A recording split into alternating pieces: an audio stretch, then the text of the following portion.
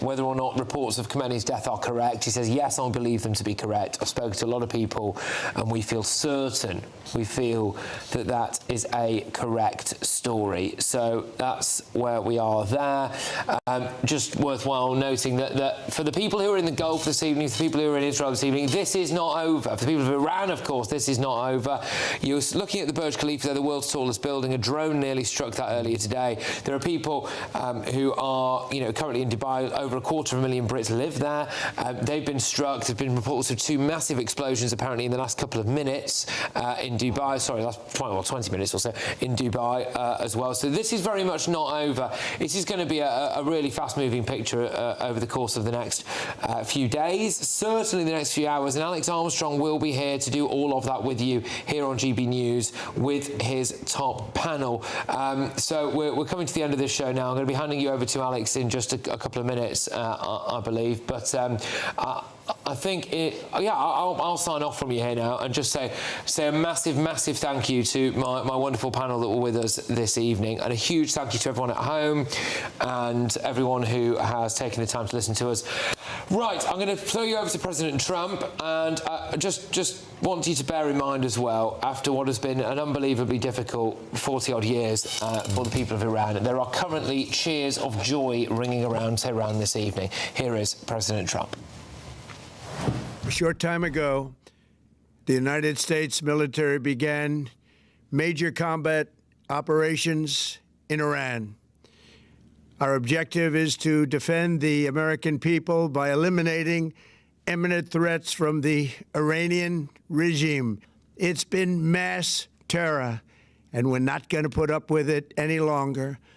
From Lebanon to Yemen and Syria to Iraq, the regime has armed, trained, and funded terrorist militias that have soaked the earth with blood and guts. And it was Iran's proxy, Hamas, that launched the monstrous October 7th attacks on Israel. Iran is the world's #1 state sponsor of terror, and just recently killed tens of thousands of its own citizens on the street as they protested. It has always been the policy of the United States, in particular my administration, that this terrorist regime can never have a nuclear weapon. I'll say it again, they can never have a nuclear weapon.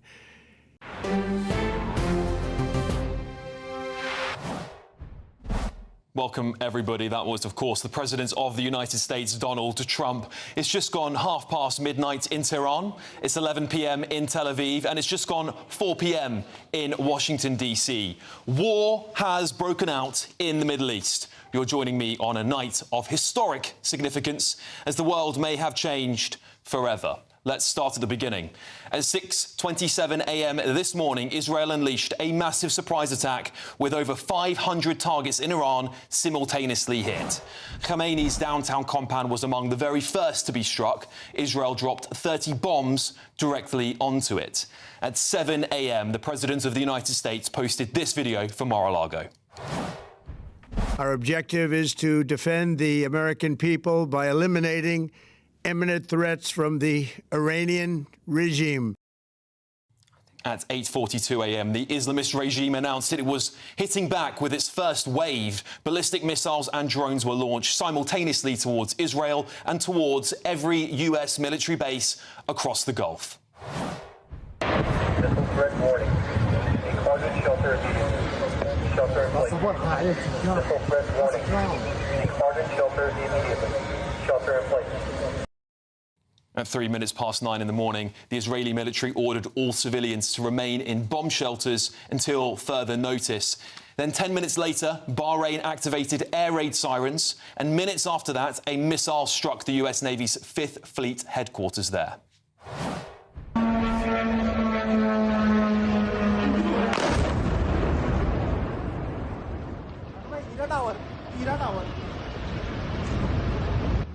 At 10 a.m., the Fairmont Hotel on Dubai's Palm Street was struck by an Iranian missile. Fire and smoke poured and bellowed from the building.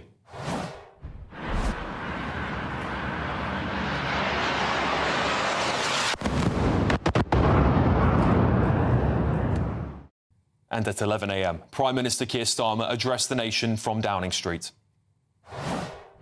The United Kingdom played no role in these strikes, but we have long been clear the regime in Iran is utterly abhorrent. At 12 p.m, Qatar's defence military announced it had repelled a second wave of Iranian missile attacks.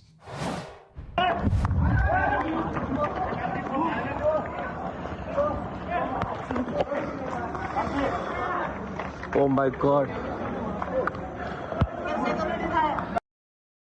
At 2 p.m, in what is the most significant development of this conflict so far, Israeli media first reported the news of the death of Ayatollah Khamenei. Hours later, the United States and Israeli airstrikes also hit Hezbollah's headquarters near Baghdad in Iraq. And at 6:43 this evening, Iran's foreign ministry spokesman told the media he could not confirm Khamenei's condition. That is a notable shift from their earlier denials of his death. And at 6:53 this evening, Netanyahu, the Prime Minister of Israel, addressed his country. We're now, of course, seeing that images of that live on your screens. If you're watching and listening on radio, that is Benjamin Netanyahu there. And now we are seeing scenes of Iranians celebrating in the streets.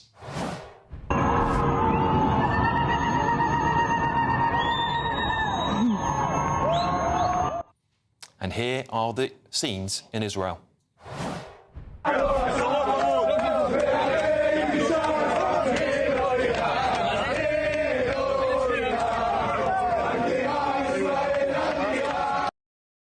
What an historic day it's been so far.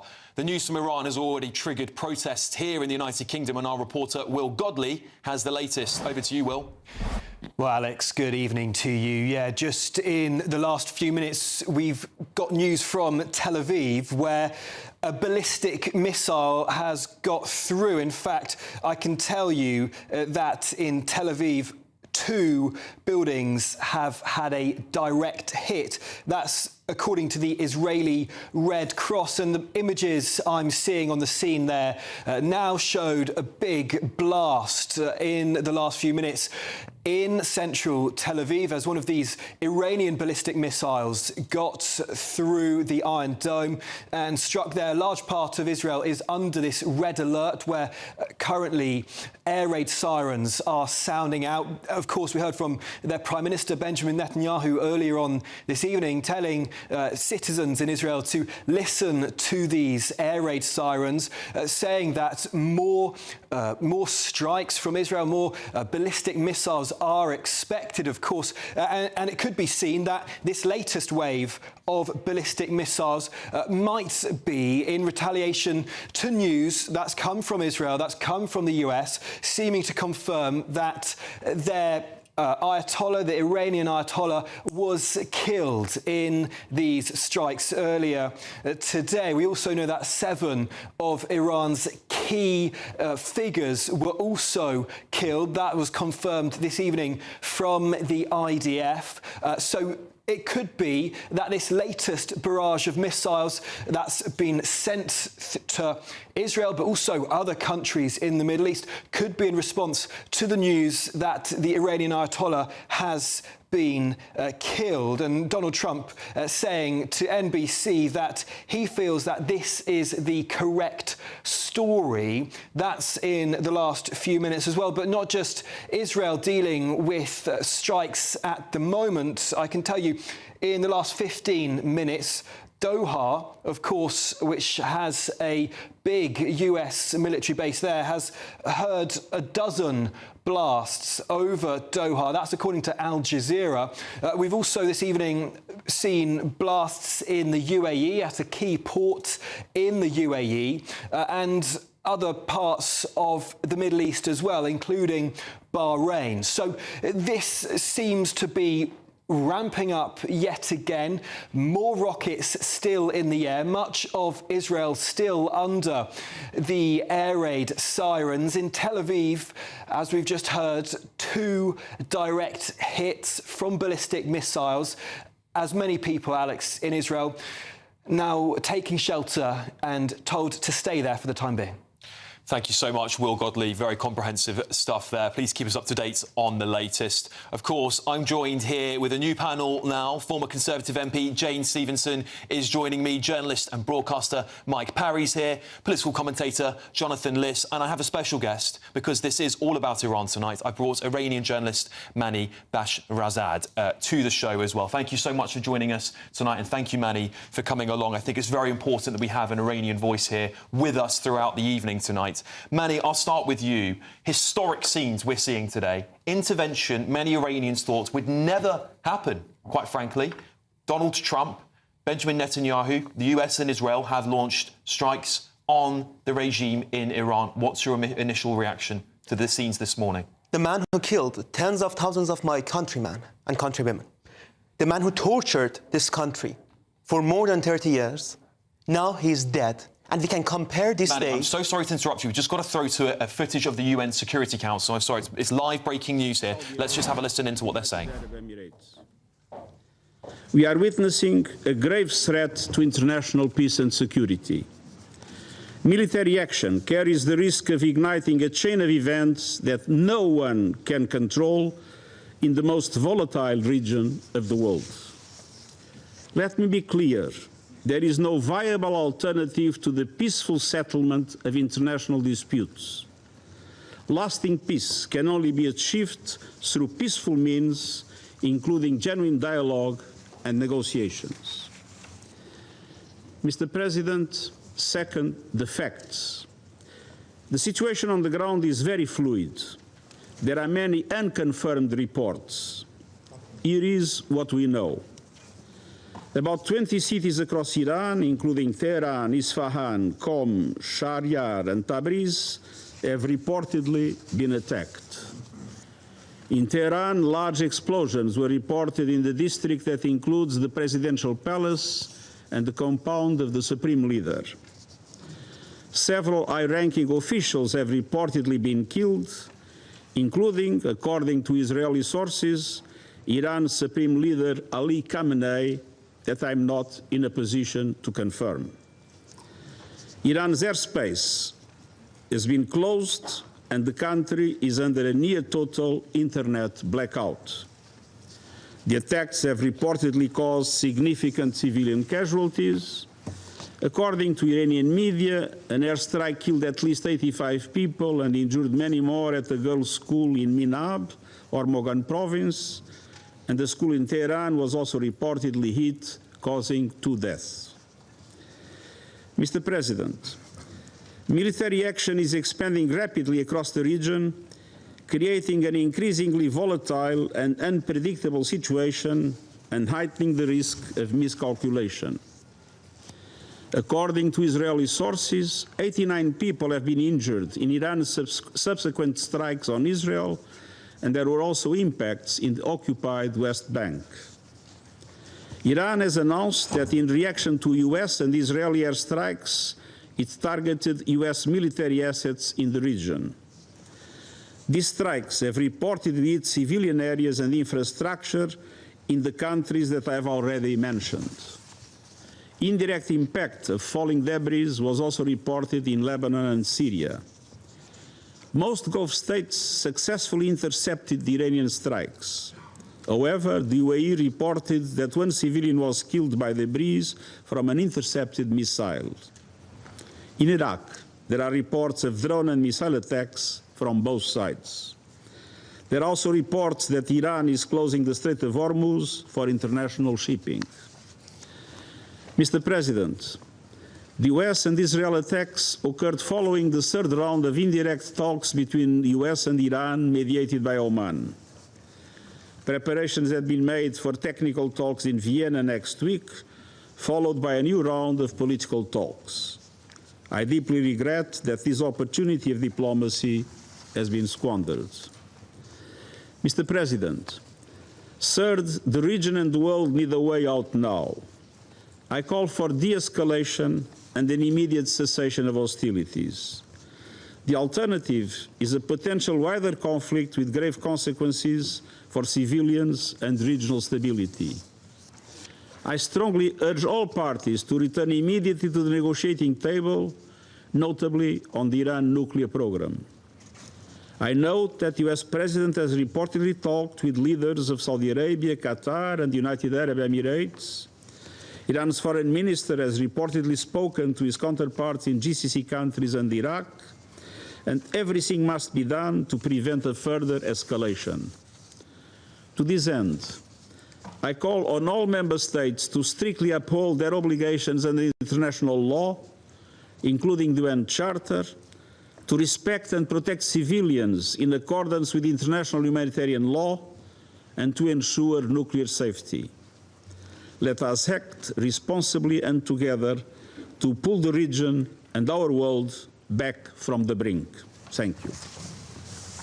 I thank the Secretary-General for his briefing. I now give the floor to those Council members who wish to make statements. I give the floor to the representative of France.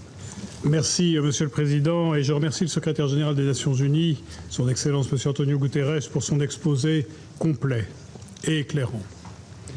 Je remercie également la présidence du Conseil d'avoir permis la tenue de cette réunion dans de si brefs délais. Le président de la République. And that is the first part of this emergency meeting of the UN Security Council.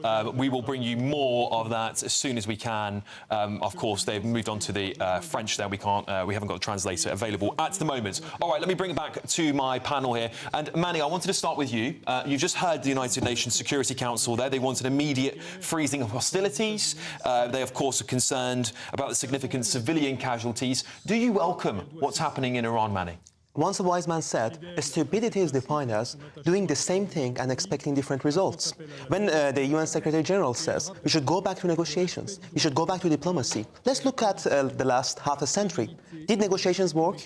Each time that we had negotiations, the Islamic Republic became more powerful. The best example is, as Henry Kissinger once said, an Iranian reformer is an Iranian hardliner without ammunition. But what do people in my country are feeling right now? The man who killed tens of thousands of Iranians is dead right now. People in the streets are partying, they're dancing, they're having parties. And at the same time, people in Israel are having parties, are dancing. Both of these countries are happy because of that. But who's unhappy right now? Zach Polanski. Who's unhappy right now? Jeremy Corbyn. And this makes you ask, if they're really worried about the people of Iran, why they didn't say anything about the massacre that happened in the last 2 months? Why they didn't say anything about that? Suddenly, right now, they became Iranian activists. They're suddenly now worried. They're not worried about the people of Iran. They're worried about the mullahs. Mike Parry, and what do you think of everything that's happened today? You're hearing the United Nations Security Council, this emergency meeting here. Is it just a toothless talking shop these days? Well, of course it is. That was Antonio Guterres, the Secretary-General, and the statement that hit me was, this can only be resolved through peaceful means. Peaceful means. Iran have been the broker of terrorism around the world, not just in the Middle East, but in this country, for the last 40 years. Nothing has worked. Antonio Guterres is the man who said, the world is on fire, talking about allegedly, you know, problems with the environment. Get real, United Nations, and get something done. The only other weakness to match that I've seen today is the amazing lack of initiative from Keir Starmer this morning, coming out immediately as the Prime Minister of this country to back the United States and Israel and what they've done. I'm old enough to remember being in Libya when Mrs Thatcher allowed planes from the United Kingdom to go and attack Libya because we are a huge ally of the United States. And what do we see this time around? We see Keir Starmer saying it would be against international law to allow any planes to take off in this country and hit Iran. Iran is a monster. It's a monster that Western democracies have got to lance the boil with. And for the first time ever, President Trump has decided this is a problem I'm going to solve, and I think he's decided to do it before he gets halfway in his administration, when he might be weaker than he is now. So he's decided, I'm going to strike. Jane, this is historic, what's happening today. These strikes on Iran have been in the works for 2 weeks or so now. Maybe you could argue months even. We've been talking about this. Has the United Kingdom responded correctly to this? I don't think Keir Starmer responded correctly. I agree with my fellow panellists. I think if he could be on our Olympic team for fence sitting, and I think today is not a day to sit on the fence. It is a day when we've seen Kemi Badenoch and Nigel Farage come out clearly to back supporting this action. The tentacles of Iranian terrorism don't just end in Iran and don't end in the Middle East. They spread into Europe, they spread into Africa. And MI5 have said they have foiled 20 Iranian-backed terrorist attacks in the United Kingdom in the last few years. So our Prime Minister should be taking that on board and coming out strongly in defence. And I was surprised Rupert Lowe actually was very measured. I would have expected someone like him to come out much more robustly. But again, he's come out to say, you know, we should focus on the UK. This is the UK. What happens in Iran influences our security. I've had a lot of people say to me, Alex, let's not get involved in foreign wars, and I have much sympathy with that argument. I really do. Until they come and attack us. Well, that's it, Mike, right? This is a domestic issue. We have IRGC terrorists here in Britain. We have them radicalising and spreading their propaganda, the Islamist propaganda, to British people that is costing British people lives. So I think their whole argument is nonsense. And we won't prescribe them. No, it's rubbish. We won't prescribe the Muslim Brotherhood. Why are we so tolerant to these people who are clearly our international enemies? On your screens right now, you can see new footage here of Tel Aviv that was just recently hit with a missile, of course. Jonathan, two direct hits on buildings. Jonathan, I want to bring you into all of this as well. Was the United States and Israel right to conduct the strikes that they have done against the Iranian regime today? Of course not, Alex. It was a grotesque breach of international law, a grotesque breach of the United States Constitution. Yes, actually, international law, the thing that's upheld our framework of liberal democracy for the last 80 years, the thing we've all depended on, and you will not like a world where international law is something that you just laugh off. Iran. No, I'm sorry, I listened to your bilge for 5 long minutes, and now it's my turn to speak. This is absolutely insane what is happening. It is a total outrage. What we are seeing already, apparently 201 civilians are killed. That is not freedom. People in Iran, I absolutely agree, are calling for an end to this grotesque government. But they're not calling for bombs to be fought. They're calling for the bombs. They're not calling for... They are renaming the streets to Trump streets. No one wants to be bombed by the Americans, all right? And you said yourself, the definition of madness is doing the same thing over and over again, expecting a different result. Well, we have gone into the Middle East time and time again for decades, expecting peace to flow, expecting democracy to flow, expecting our way of life to somehow improve for us to get safer. And what happens every single time?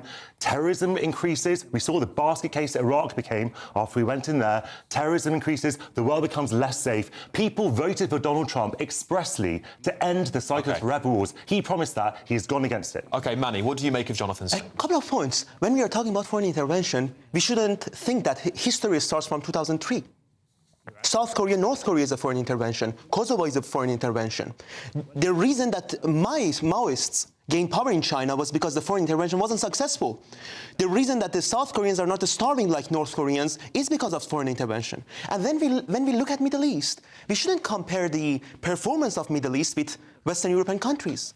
Would Iraq today be richer with Saddam or not? That's an important question. And the case of Iran is important, different from Iraq and Libya, because of a couple of reasons.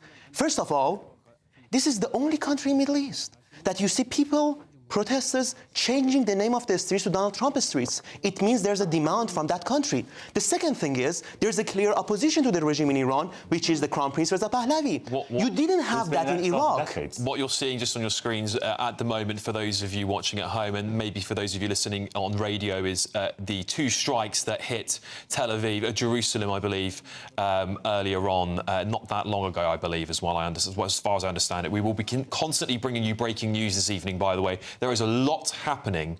This war is not abating in any way, shape or form at this point in time. Mike Parry. Yeah, I mean, it's kind of hardly started yet, has it, really? Because we know it's going to go on and on. Just to pick up on Jonathan's piece, international law do Iran practice international law? They've killed so we're the same as Iran then, are we? So we want to be the same. You want to be the same as Iran? Their own people. They killed 40,000 of their own people who protested. That's not just ignoring international law. That's mass genocide of your own people. Okay, so let me ask you a question, Mike. Let me ask you a question. There are a lot of governments around the world that are utterly despicable. You'll agree with that, won't you? And there are a lot of governments around the world that oppress and kill their own citizens. Are you seriously suggesting that we should bomb or invade each and every single one of those governments because we feel like it, because maybe motivated by genuine concern for their citizens, that we should just launch wars against all those countries anytime we choose? You don't think that, of course you don't. It's totally hypocritical to suggest it this way. But how would you cope with, what's your solution to Iran's influence on terrorism coming into Europe, going into Africa, throughout the Middle East? What's the solution? If you don't want to go into Iran, how do you solve it? Well, obviously, there are all kinds of soft power methods that we have. Sit down, have a cup of tea, think, combine. It's not going to happen. No one is saying, Jane, no one is saying there are easy answers to any of this. What I'm saying is that we have basic, fundamental guidelines in place. Look, you have domestic guidelines in place. What Donald Trump has done is totally illegal within the United States. Congress has not given its approval for this. It's completely illegal under the UN Charter, to which we are all subscribed. Iran are irrational. They're irrational people. We are not. If you want to bring yourself down to the level of Iran, that I suggest is a dangerous game to go down. How else do you match them? Look. Life is not simple. They're medieval. Okay? They're barbarians. They're literally not medieval. They've got 3,000 hypersonic missiles, which medieval people didn't have. When you call them medieval, you're just being racist. I think it's fairly medieval if you look up a picture of Mahsa Amini, who was a 22-year-old woman who was arrested at a train station in 2022 because her hijab wasn't covering quite enough of her hair. I think we go down the rabbit hole and call it medieval. It's awful. I call women's rights in Iran are pretty medieval. Manny, over to you. The idea that they're medieval or not, I would just describe the story that happened to Nika Shakarami. She was a 16-year-old. She went to the protest at the time of Mahsa Amini. She was raped by 2 IRGC members, and then they throw her dead body in the streets. What can we call that behavior? When still those people who raped Nika Shakarami are going in the streets, are living their normal lives. And on the point about soft power, I believe in the long term, ideas win instead of guns. But an American general said something interesting. A person who says pen is mightier than the sword has never seen an automatic weapon. The problem is, I totally agree with soft power. But when you have a regime which believes that it's the task which God gave to them to kill these protesters, the IRGC members, the Basij members, they don't see these people as normal humans. They don't see it even as their own people of their own country. They're bringing Iraqi forces to kill Iranians. What you should do with a regime that doesn't understand the value of diplomacy. Look, the regime has gone to the negotiating table many times. There was a deal in place which Donald Trump unilaterally withdrew. Yeah, but when we had the deal in the place, just one point. When we had the deal in the place, this is what Javad Zarif, the foreign minister of Iran, said, not me. He said when the deal was in place, Qasem Soleimani sent money for terrorists and ammunition with normal civilian airplanes. That was the deal with Iran. They didn't stick to the deal. That deal only made them richer, only made them more powerful, and that money didn't came to Iranian people. Went to proxies. You say yourself, I think you said that you can't bomb ideas or that ideas will survive. I think you said something like that. The point is that you can get rid of a regime. What we have is this magical thinking every single time we try and effect regime change that assumes that whatever comes next will just be exactly what we want and exactly on our terms. There won't be any kind of power vacuum. You won't have to deal with any of the people from the previous regime. You can basically just bomb, level a country, and that sort of order will follow. We know that's not what happens because there are people, because like it or not, Iran is governed. There is a government in place. And if you get rid of that government, what fills it? You can't just send people from Washington to run Iran, a nation of tens of millions of people. OK, I want to go to Will Godley with some breaking news for us back here in the studio. Will, over to you. Well, Alex, yeah, some big breaking news to bring you now regarding a strike from these Iranian drones. I can tell you Dubai International Airport has been struck by an Iranian drone. The airport, which is the busiest airport in the world, is currently being evacuated after Terminal 3 was struck by a drone in the last few minutes. Pictures circulating online show Terminal 3, which is the main hub of Emirates Airline and Fly Dubai, filling up with thick smoke. It's the area where there are the shops in the terminal, so not the check-in area, not the security bit, but where people would ordinarily be shopping. And you can see the lights on the shops through the smoke, including the likes of Lacoste. And these images on your screen now are from social media, widely shared in the last few minutes, of the evacuations taking place out of Terminal 3 in Dubai International Airport. People in this video are being directed to underground car parks away from any potential further threats of Iranian drones hitting Dubai Airport. Earlier today, of course, all activity was suspended out of Dubai International Airport. 700 flights were cancelled today there. This is the busiest airport in the world, the main hub of Emirates Emirates Airlines and Fly Dubai. These people in this video being evacuated now. Currently, there are no reports of casualties yet, but many people we've been hearing throughout the day have been planning to fly from the airport. The airport did cease operations about 8 hours ago, so most people in the airport would have left, thankfully, and perhaps that is why at this stage no reports of any casualties. But you can see from these images still hundreds of people in the building evacuating into underground car parks, and really illustrates the fact now Iran is not just targeting military sites as it had done earlier in the day, US air bases, now civilian sites, and a rather big airport, the biggest airport in the world, Dubai International Airport, of course, after Kuwait Airport was targeted earlier today, and that was evacuated earlier on as well. Now, Alex, it's the busiest airport in the world, Dubai International Airport. Absolutely shocking stuff. Will Godley, thank you so much. Of course, many British tourists will be visiting Dubai this time of year and throughout the year, actually, should I say. We know there's lots of tourists there. We're seeing footage of them on social media at the moment. Absolutely terrifying, because Dubai, Mike, it's not just a city for the UAE. No. It is an international city made up mostly of foreigners. Well, and some of those foreigners are people from Britain who've decided they don't like the tax regime here anymore, so they've gone out to Dubai. About a quarter of a million. Yeah, exactly, quarter of a million. It's a thriving, prosperous community, growing all the time. But can I say, those people lying on the beaches in Dubai, those people in those five-star hotels, are now finding out what the price of freedom is. You know, they're going to be a bit upset that a hotel there has been struck by a wayward missile, it's gone on fire. But what it shows is we in the West, who treasure our freedom, we are all in it together. We've all got to make sacrifices. We've all got to be prepared to say life is going to be a little bit unpleasant if we decide to take out the main terrorist threat to the free world. But I'm afraid we've got to do it, and we've got to get on with it. Because if we don't, it can only get worse. And, you know, going back to Jonathan again, when he says, well, the regime won't be replaced by anything but another regime. What would you do? Say do nothing? You've got to show them, if you want to run a massive terrorist organisation, you're going to pay for it. There is a difference between doing nothing and launching a full-scale invasion. And What's the difference?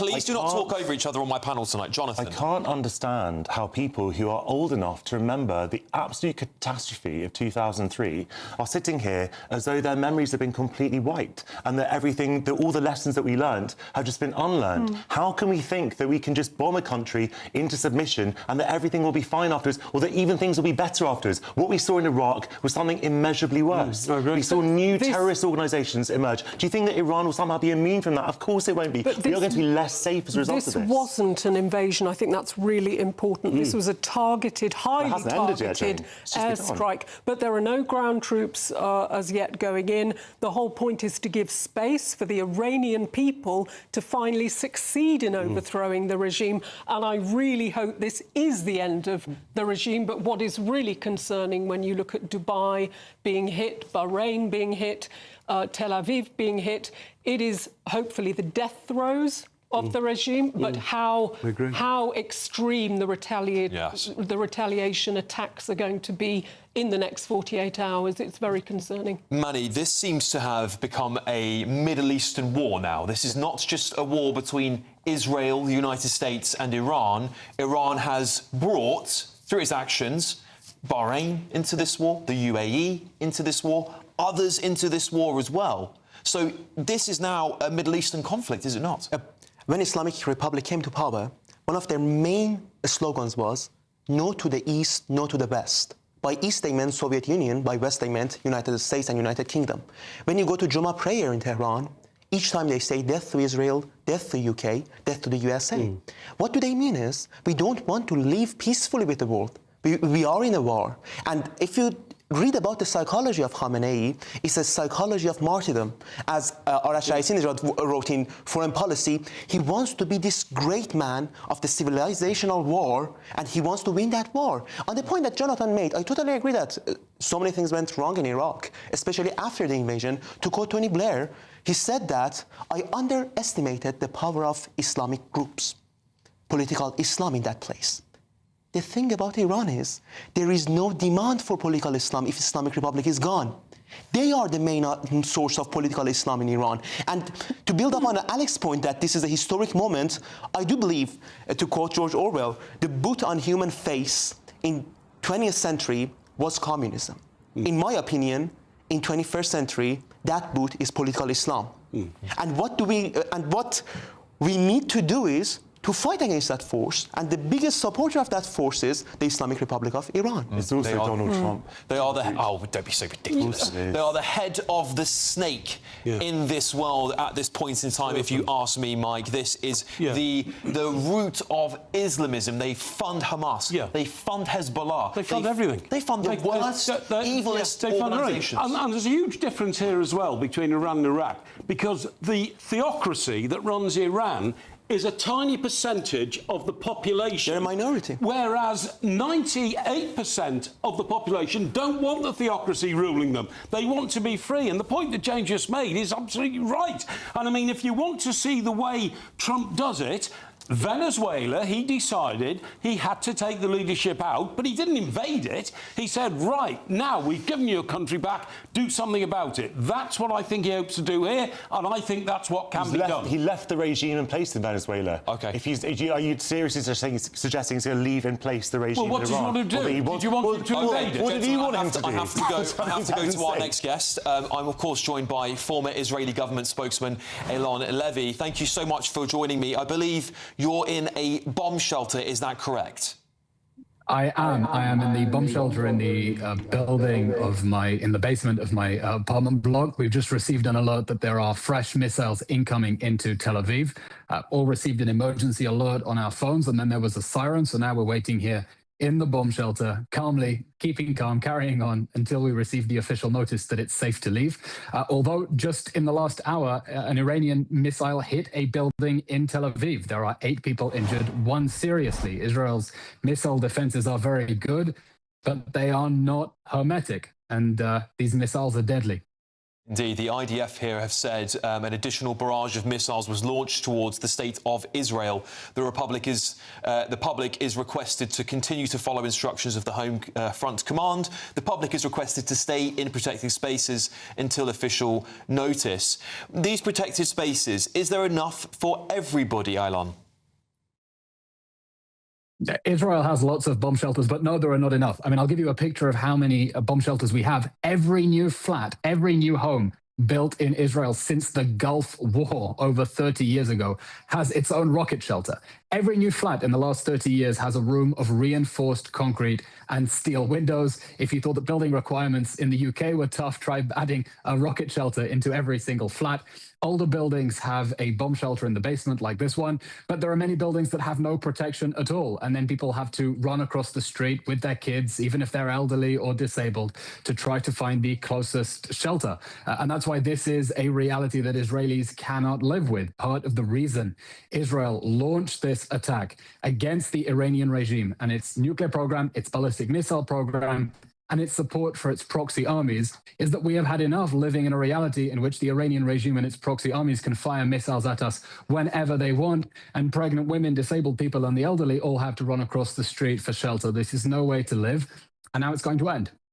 Indeed, we've got images on the screen here of those two strikes that hit Tel Aviv just not that long ago. What is the feeling like on the ground there? Are people worried? Are they concerned? Are they supportive of these measures?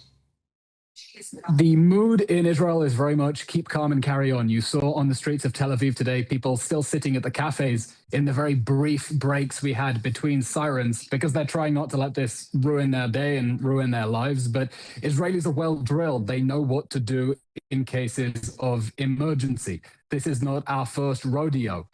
We have had 2 years being attacked by the Iranian regime's proxy armies and the Iranian regime itself. We're not new to this. Israelis know exactly what to do. But there is certainly anxiety. Look, it's easy for a young, healthy man like me to run down the stairs.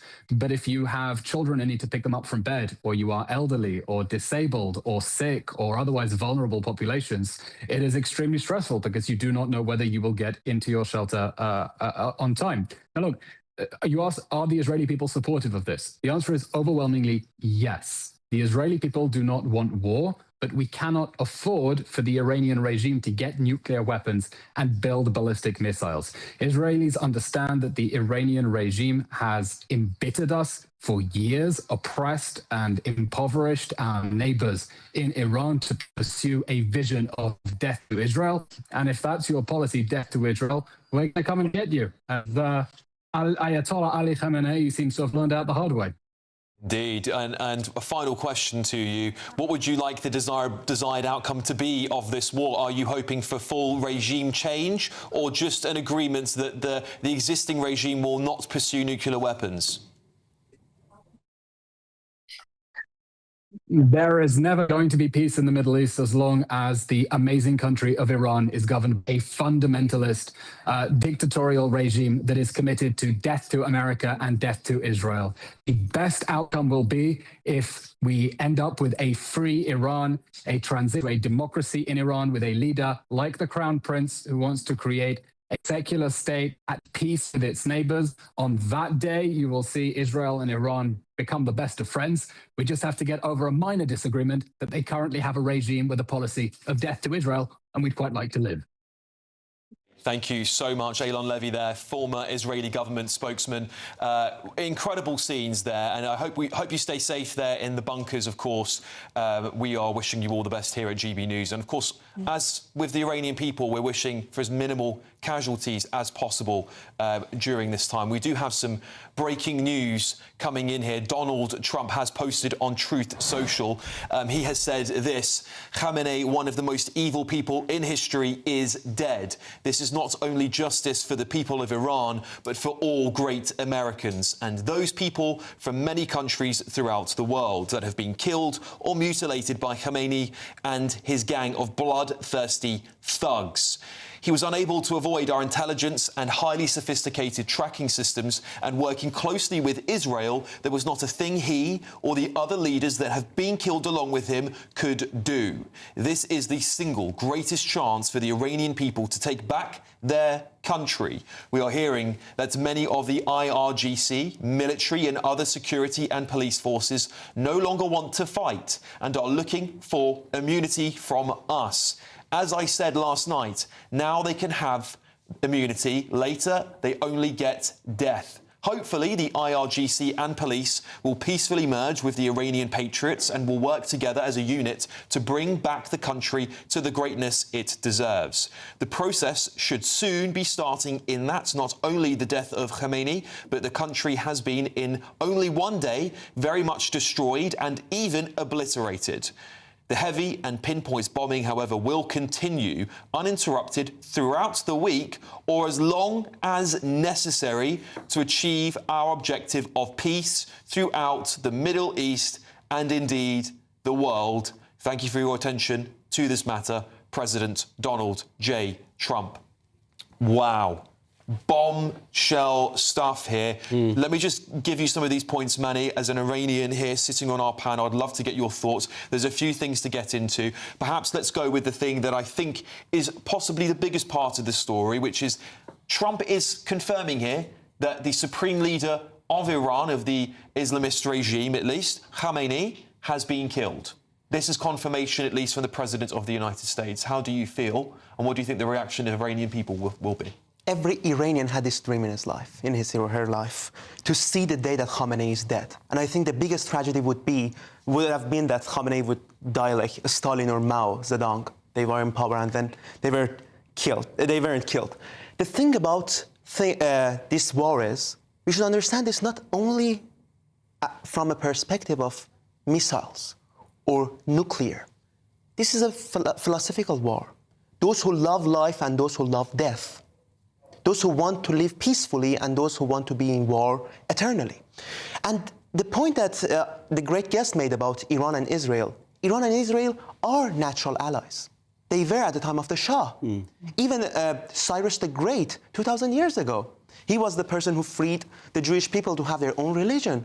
And then that's why Benjamin Netanyahu called Donald Trump Cyrus the Great of our time. And then this Islamic Republic is just unnatural to Iran. If it was like Afghanistan or some other countries in the Middle East, we wouldn't have any point in history to say, see, in this part in history, this country was great, had high economic growth, women had voting rights before Switzerland, and then suddenly this happened. You had a time that Iran was a successful country, a prosperous country, a friend of the West. Nixon said in his memoirs that I trusted the Shah like an advisor. And then suddenly you have this regime that wants to fight with everyone. Is there a bit of wishful thinking here from President Donald Trump in saying that we have indications the IRGC want to lay down their arms? I don't think so. I mean, they are a very nasty bunch, aren't they? There's about 250,000 of them. They are, in fact, the full-scale army of Iran. And I think it'll take more than Donald Trump saying, I'll be nice to you if you give up your arms, for them to give up. Right. I think he's got a major battle on his hands to beat them. Interesting stuff here, Jane. Of course, the other bombshell side of this Truth Social post is that Donald Trump is declaring that they will continue to pinpoint bomb, they call it pinpoint bombing, he does at least, heavily over the week, uninterrupted, or as he, in quotes, as long as necessary to achieve our objective of peace throughout the Middle East, indeed the world. Yes, and we've heard Donald Trump say that it was a joint Israeli-US action, and I'm sure they have targeted military facilities where they suspect missile sites, all of these sort of logistics hubs, places that will damage the regime and make it impossible for them to continue to launch attacks on neighbouring countries, including Bahrain. And I think it's appropriate this evening to mention our armed forces, the men and women who have been involved in action today. Not very much, though. Not as much, but thankfully. But the naval... Just sorry to interrupt you. For those of you listening at home, we've currently got pictures of Tel Aviv in fire. Well, there's a lot of firefighters there, people wading through debris. A car is on fire, engulfed in flames. In fact, it looks like an entire street is engulfed in flames there. We suspect that's from the latest strike by Iran aimed at Tel Aviv. Listen, I'd like to bring in another guest at the moment as well. I'm now joined by Director of IRGC Research, United Against Nuclear Iran, Kasra Arabi. Thank you so much for joining me, Kasra. I really appreciate you coming on the show this evening, especially at such short notice. I would love to get your reaction immediately to the Truth Social social post. I don't know if you just heard it from Donald Trump. He has declared he will continue to bomb Iran until he's achieved his goal. But also he has announced formally, seemingly, that the Ayatollah Khamenei, the supreme leader of Iran, is dead. What's your initial reaction, Kazra? Well, one of the most tyrannical dictators in the world, in history, perhaps, has been eliminated. This is a moment to celebrate. Iranian people are on the streets in Iran celebrating the elimination of their murderer. Khamenei has murdered, let's not forget, hundreds of thousands of Iranian civilians throughout his 3 decades of rule. His elimination is welcome, but Donald Trump, President Trump, is absolutely right to continue this operation against the Islamic regime. This regime is a terrorist regime. It is a regime that is no different to ISIS. Just look at what it did today, its actions today. It targeted civilian infrastructure, densely populated civilian areas in countries that were not even involved in strikes against the regime.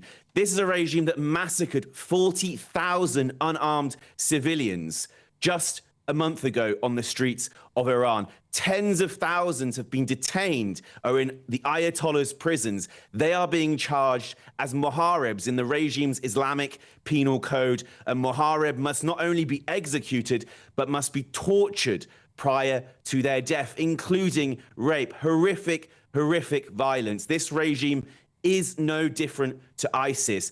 It should absolutely be removed. President Trump is absolutely right to continue this military operation. He has made it clear that he is going to provide the space for the Iranian people to reclaim their country and take back control. Yes, thanks, Kazra. Totally understand where you're coming from there. He's also talking about the IRGC, military and other security and police forces. He's saying that they know, this is the President of the United States saying they no longer want to fight and are looking for immunity from us.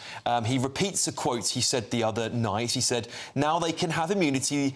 Later, they only get death. Hopefully, the IRGC and police will peacefully merge with the Iranian patriots and work together as a unit to bring back the country to the greatness it deserves. What do you make of those words, Kasra?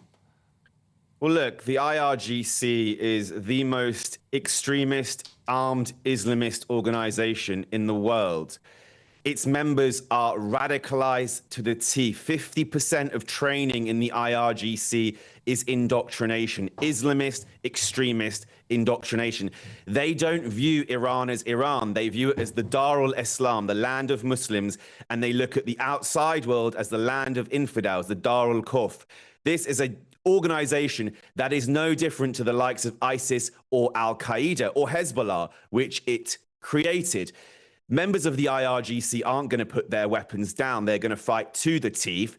It is critical for the United States, for Israel, for the West, to target the capabilities of the IRGC, to dismantle the capabilities and change their willingness to fight. That is done through military force. By the way, this isn't a threat confined to the Middle East. The IRGC is plotting terror on British streets. More than 20 foiled terror plots in Britain by the IRGC were foiled by the MI5.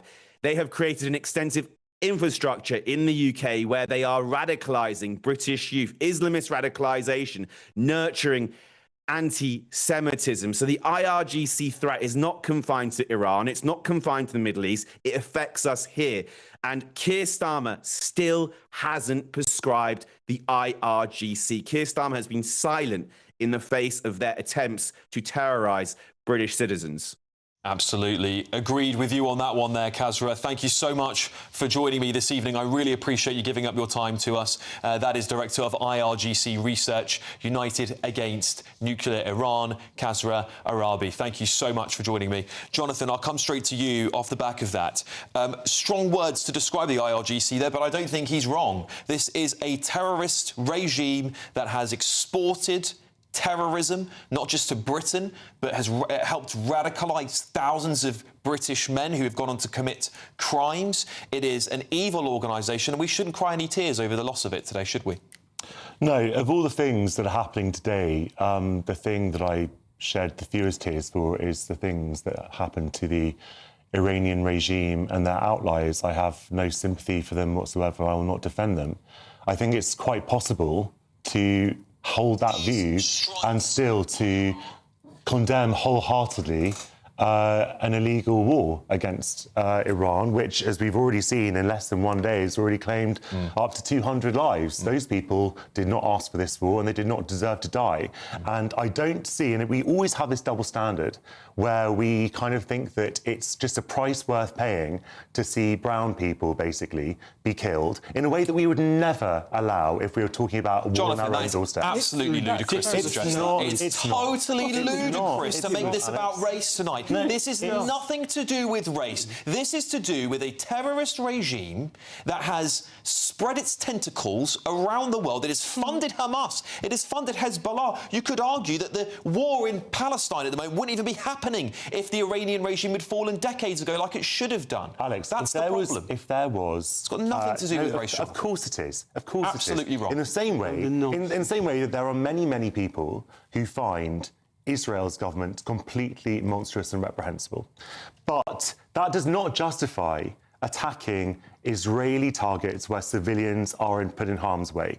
And if there had been 200 Israeli civilians killed today, it would, it would not be legitimate to say, well, it was a price worth paying to take out these Israeli targets that were sending bombs to Iran. That would not be justifiable. That is simply the point I'm making. It is not worth taking those civilians' lives to achieve Jonathan, those aims. you are sitting on a panel with an Iranian, Iran-splaining at him, as so many of the left are today. The left is. This is one Iranian Green person. Party. It's one Iranian. Jane, are you seriously suggesting that if you have that you are not allowed to hold a different point of view about a point of international law when there is someone from that country who holds a different view? That's a completely nonsensical argument. We have different opinions. I'm not telling him how he should feel about Iran. I'm not explaining to him anything that's happened in Iran. I'm saying respectfully, I have a different view about this particular military campaign. I hold the same view about you as about the Iranian regime.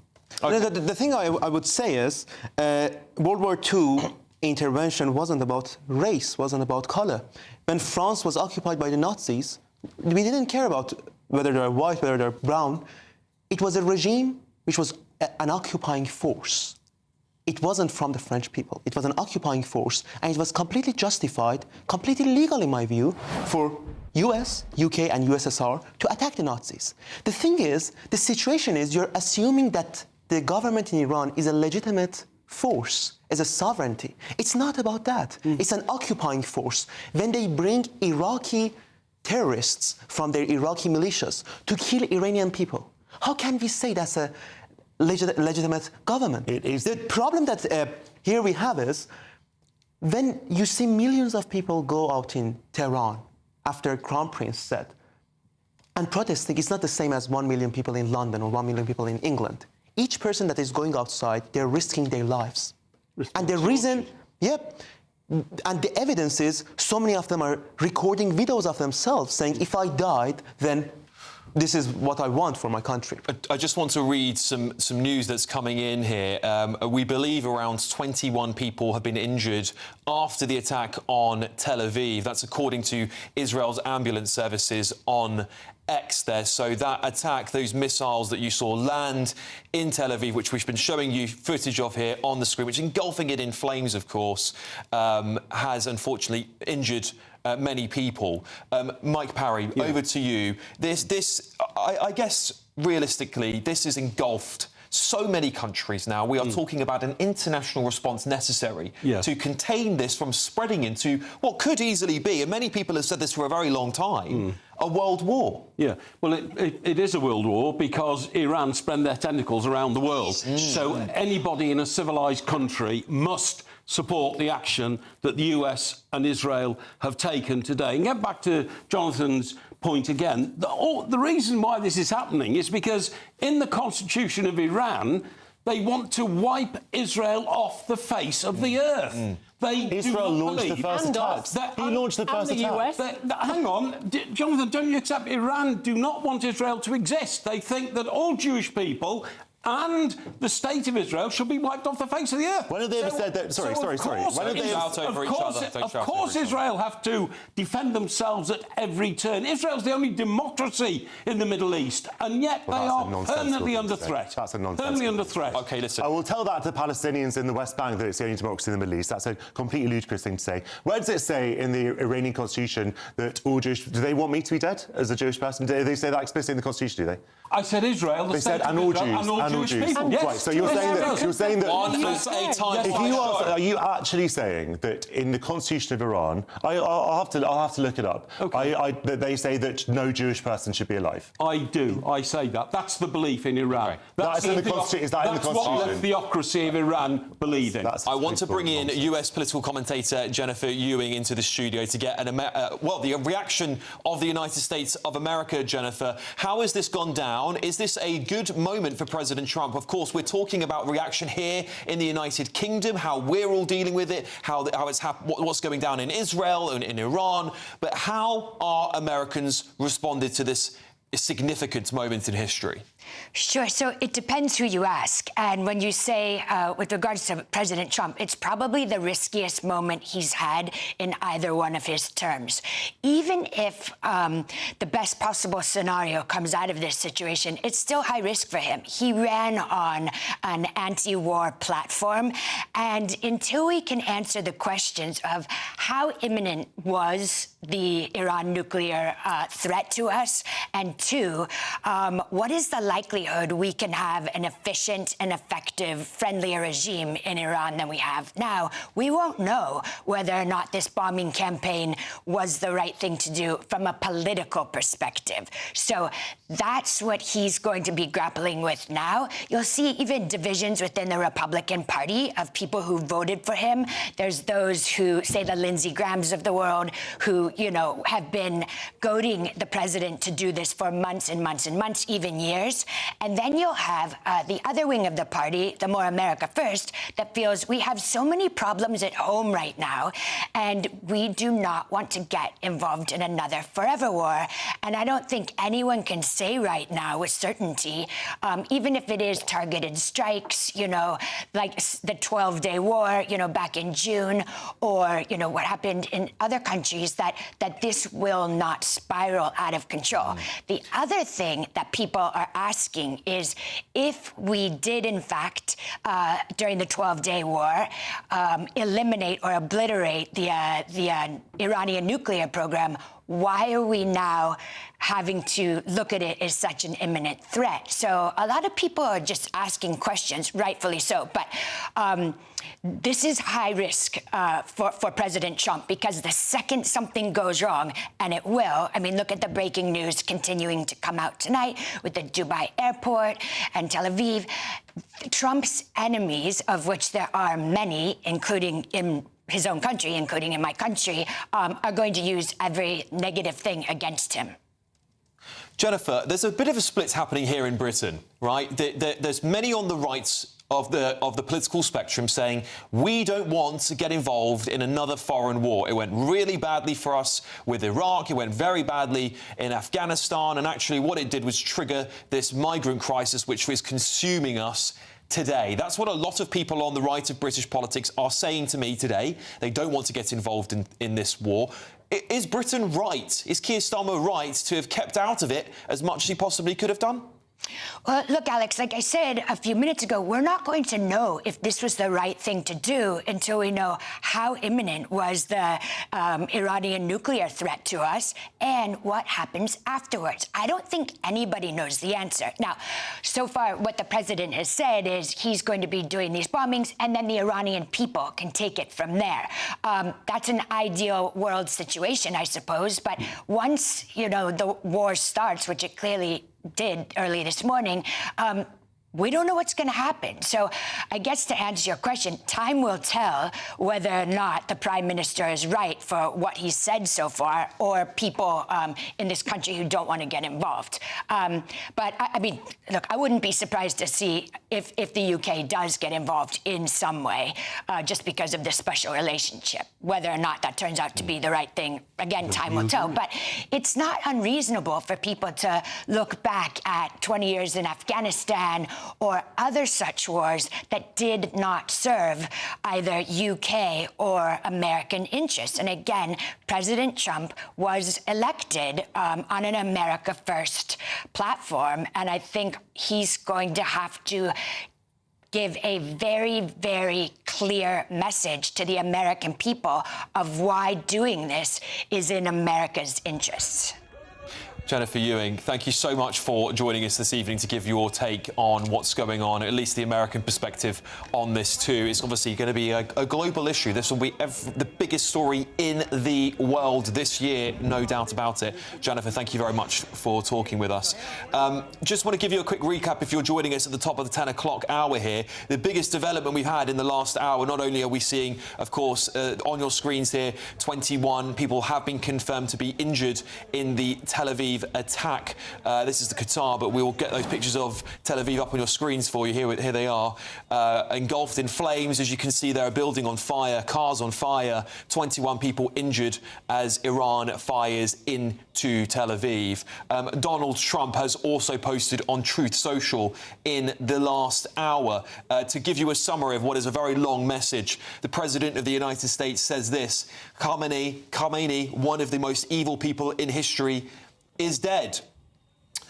Iran, the people, this is not only justice for the people of Iran, but for all great Americans and those people from many countries throughout the world that have been killed or mutilated by Khamenei and his gang of bloodthirsty thugs. He, of course, goes on to say that he wants members of the IRGC, security services and military to join with Iranian patriots, is what he calls them.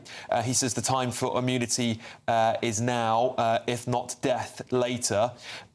He finally lands on this. The heavy pinpoint bombing, however, will continue uninterrupted throughout the week or as long as is necessary to achieve our objective of peace throughout the Middle East and indeed the world. That is Donald Trump confirming to you that he is intending to continue this bombing campaign of Iran. No sign of boots on the ground as of yet. He was quite clear this would be pinpoint bombing and that they will not stop until he's achieved his objectives, what he calls it as peace throughout the Middle East and indeed the world. Quite a lot to digest. Manny, I'll start coming back to you on this. Of course, we're seeing more and more people injured, hearing reports of those who have been killed in this attack. Donald Trump here signalling a bombing campaign will continue. Do you welcome that bombing campaign? We should remember one important lesson. America first is not America lonely. The important thing here is, if America, United States of America, is not interfering in the world, if it's not the policeman, then China is going to be. Then Russia is going to be. So you need United States to be the policeman of the world instead of thugs like Russia, China, and Cuba. The bombing should continue because for a revolution to happen, we need a couple of things. First thing is the nuclear facility should be gone. The second one is all the oppressing forces like IRGC, like Basij, should be really weakened so Iranians can come to the streets without fearing the machine guns of the Islamic Republic to protest and finally overthrow the regime. Jonathan. Sorry, what are you asking me in particular? Well, I think realistically, let's just focus on whether or not the bombing campaign should come to an end. Is this enough? Should Donald Trump continue this bombing campaign until the regime has completely collapsed at this point? Alex, he's already broken his own constitution. Of course, he should stop now. I think it's really important to know that not only is this completely illegal under the US Constitution, but it is not supported by anywhere near a majority of the US public. 79% of Americans oppose this war. That's really important because there's no democratic legitimacy for this.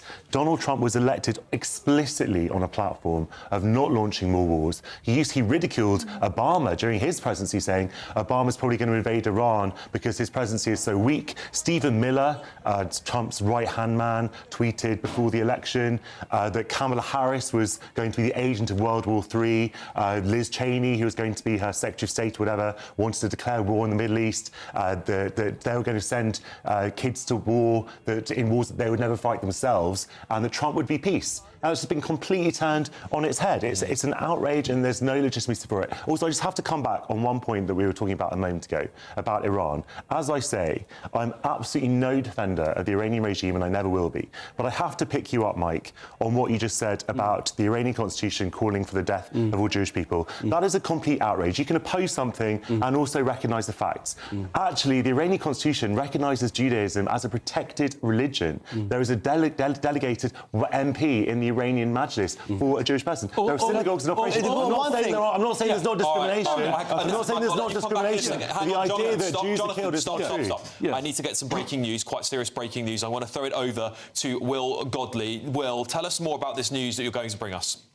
Well, Alex, let's cross now to Dubai. Of course, earlier this evening we spoke about Dubai International Airport being evacuated after being struck by a missile. Well, now it's one of the most famous landmarks on the Dubai skyline. This is the Burj Al Arab Hotel, of course, the only hotel in the world that has 7 stars. And this evening, in the last few minutes, it has been struck by an Iranian missile or drone in the last wave of missiles that has been sent from Tehran. Then you can see these images now showing the hotel is on fire. Of course, an incredibly popular hotel with tourists, particularly British and American tourists, many who would most likely be staying there this evening. This is footage now on your screen of the Burj Al Arab Hotel, the only 7-star hotel in the world, finished in 1999, on fire after being struck by an Iranian missile in the last few minutes. And I did mention before that we were speaking about the Dubai Airport, Dubai International Airport, the busiest airport in the world, which was also struck by an Iranian drone. Well, I can tell you now, in the last few minutes, I've got an update from the Dubai media office, who have said that 4 people have been injured after what they describe as an incident at Dubai International Airport. This is Terminal 3 at Dubai International Airport. You can see the smoke in this video filmed by somebody in the airport filling up the terminal, thick black smoke filling up the terminal. You can just about see the lights from the shops in the terminal, where ordinarily this would be full of tourists, people going about their day, but now this is images of what Dubai Terminal 3 is looking like at the moment. People there evacuating, going into underground car parks to try and escape from any further Iranian drones. Let's now, though, go over to Tel Aviv, because we've got an update from Tel Aviv, because, of course, we heard that 2 ballistic missiles struck Tel Aviv. These are images there, the latest images showing the destruction there. Well, in the last few minutes, we've heard from Israel's ambulance services, who have posted on X saying around 21 people have been injured after that attack there. And also, following up, now, a report from Israeli media said 1 person has been killed after succumbing to wounds sustained from the attack in Tel Aviv. Well, they are the latest pictures there, as Israeli media, Alex, are now reporting 1 person has died in that ballistic missile attack. Wow, shocking stuff. Will Godley, thank you very much for giving us that update. So please stay with us throughout the evening. Of course, we will let you know more on those injured. Of course, it's very sad news to hear an innocent civilian. Sounds like they have passed away as a result of that attack. I'm now joined by a British-Israeli citizen currently in an air raid shelter in Jerusalem, Ellen Steele. Ellen, thank you so much for joining me on the programme this evening. I hope you are safe and OK where you are, Ellen. We've just read the news. I hope you could have heard that there, Ellen. Unfortunately, 1 person has passed away following that strike on Tel Aviv. What's your initial thoughts on that? I think for us here as Israelis, of course, there's a strange mix of resilience and tension. Sadly, we've become incredibly used to being in and out of the bomb shelters, in and out of our, become used to our air raid sirens going off on our phones, on applications daily. But I would say today there's a strange mix of resilience and tension. It doesn't feel like the normal terrifying security risks. It feels like that there's an air of something coming, maybe an air of hope and an air of change. And of course, it's an unpleasant experience to have to sit here and be running in and out of our bomb shelters and change our daily routines. But I do genuinely believe that quietly there's an air of hope, and there's a sense that there's a force kind of driving decades of hostility and destabilization to genuinely become weakened, which could create a different chapter in our history and in the history of kind of the broader Middle East. So yeah, I would say it's a different feeling today, and not a feeling maybe that we've been accustomed to in the last few years. Ellen, what's it like living with this? Of course, many people over the last few weeks have been anticipating this war. I've been saying it's almost imminent daily now. Of course, today it has arrived. Have Israelis been living with the fear, knowing that they will be a target if Israel is involved, specifically in the strikes on Iran? Is there a fear hanging over people in Israel at the moment?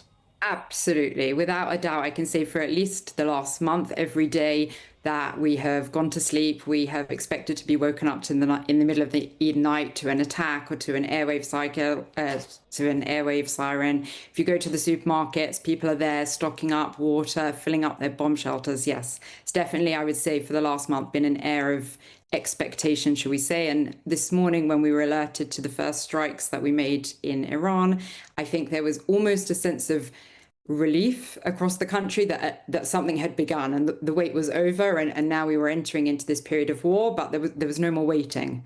Sometimes the waiting can be the most challenging part. Ellen, the President of the United States has signalled that his bombing campaign will continue until he says he gets peace in the Middle East. That's a quotation under his Truth Social post there. Are you fearful that more of your life will live like this, at least for the following weeks, if this war is to escalate further, which Donald Trump shows no signs of it abating at the moment, or at least indicates it's very unlikely? I would expect in the short term that we will have a temporary period of time where, of course, we will be in and out of our bomb shelters, and, life won't be its usual routine of going to school and going to work. But I do believe that if, now, especially with the US getting involved in this, that if meaningful change is created in the, short-term period of time, that it will lead to a brighter, more peaceful future for both us here in Israel, across the Middle East, and, in my opinion, across the Western society in the globe.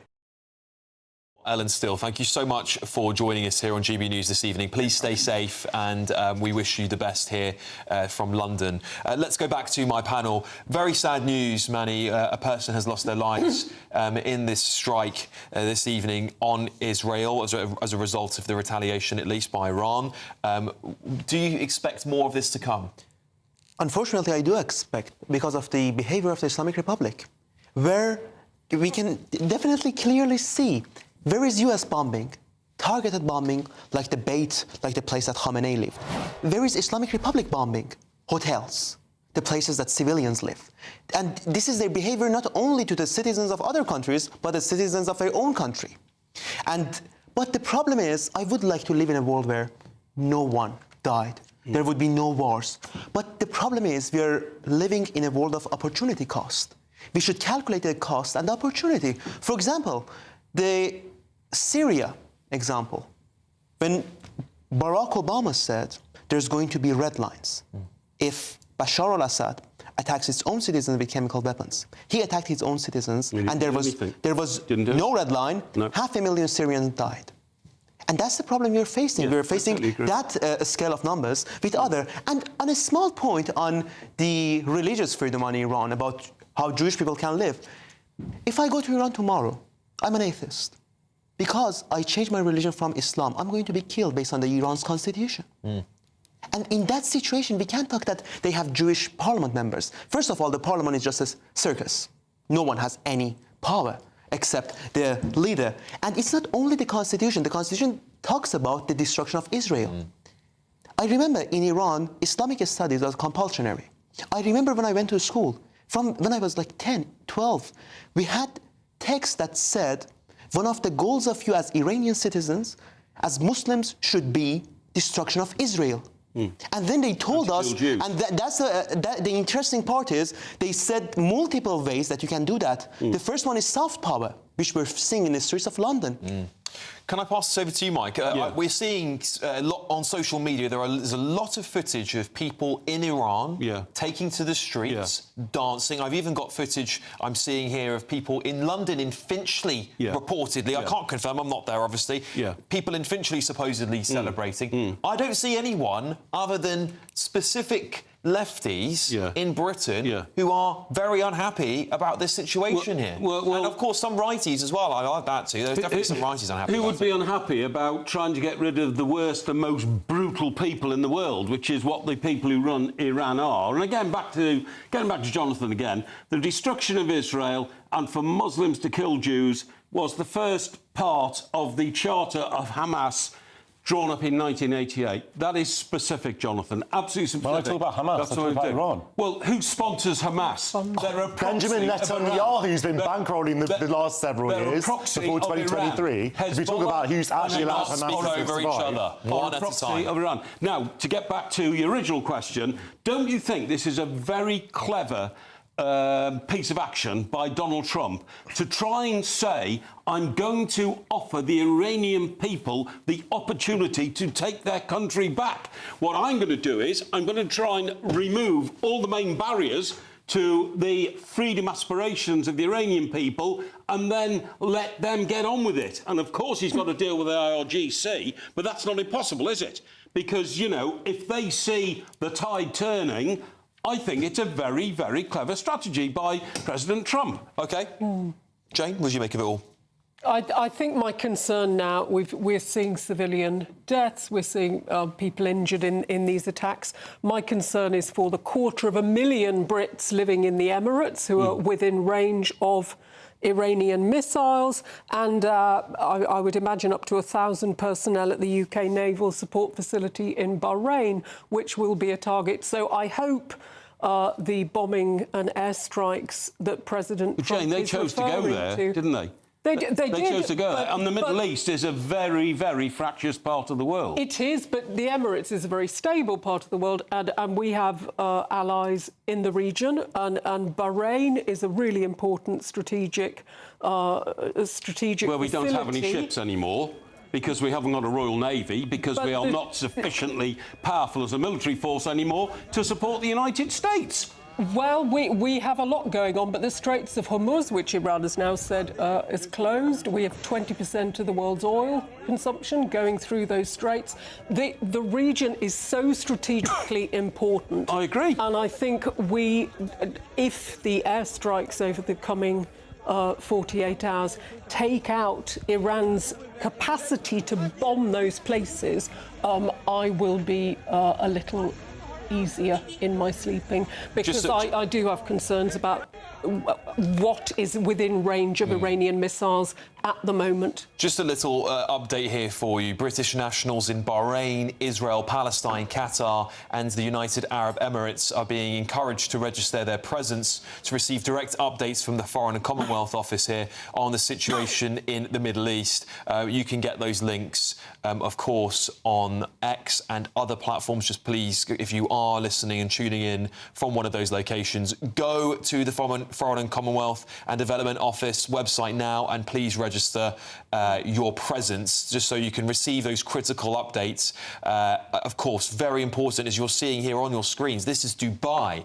Dubai is under attack. I mean, for goodness sake, it's absolutely incredible, isn't it, watching these scenes, terrifying, knowing that this city is flooded with tourists, innocent civilians, people, of course, not really wanting to get caught up in a war, going there on holiday. This is not a regime stronghold of the UAE. It is a symbol, actually, of the UAE's openness to foreigners. And it seems to me like that itself has been a target. You can see here the international airport has been attacked. The Burj Al Arab, the only 7-star hotel in the world, under attack. Other hotels have experienced similar. This is, Jonathan, an attack by Iran on the free West in some respects, isn't it? Even though I know the UAE isn't in the West, but we see Western Dubai values. the Western values. Muslim world. Yeah. Well, obviously, I deplore any attacks on any kind of civilian target, and I would be extremely puzzled about why Iran is targeting the UAE at all. Obviously, they would say presumably they're attacking US interests in the UAE, but it's why do you think they've targeted Dubai specifically? I have no idea, Alex. I'm certainly I'm not a defender. I'm not a defender. I forgot to call my contacts in the Tehran foreign Well, you can office speculate, earlier. Jonathan. You do that fairly enough. Yeah, but are things I know a lot about. I don't know a lot about this particular question you've asked me, and I'm holding my hands up. I'm not an expert on Iranian. Theory, surely. Presumably there are some US interests in the UAE that Iran saw fit to attack. I do know Dubai fairly well. I used to go and work there quite a lot. I think it is because it is completely the antithesis of Iran's version of Islam, because even though it is a very religious country, I've been there during Ramadan, they observe a quite strict Islamic kind of tradition, but they are open to the West, they are a welcoming society, and I think it is the opposite of the sort of Islamism that Iran is so keen to promote. And that's perhaps the reason. A famous Iranian economist, Masoud Zanjani, had a talk with Khamenei. And this is one of the interesting parts. He said, when I had a talk with Khamenei, I asked him, why you have these economic policies that Iran's not growing? We need to be friends with the West. And then he said, I scare. If Iranians become wealthy, they're not going to believe in their religion anymore. The mindset of Khamenei is a mindset that hates prosperity, hates wealth. Yeah, that's how he lives. See how he lives. But it's ironic, isn't it? It's ironic because that was Iran. Dubai is today, in my opinion, what Iran was before the revolution. It was the oasis, under wasn't the Shah. it? Yes, it was. Yes, it was. And Dubai, prosperous, Western values, freedom, prosperity and freedom are often linked because if people live in a society where they're free to pursue business, to pursue their beliefs without being impeded by the state, and that's what Iran don't want. They hate freedom, they hate liberty, they hate Western values because it's totally against the theocracy that they believe should run the world. That's why they're hitting Dubai.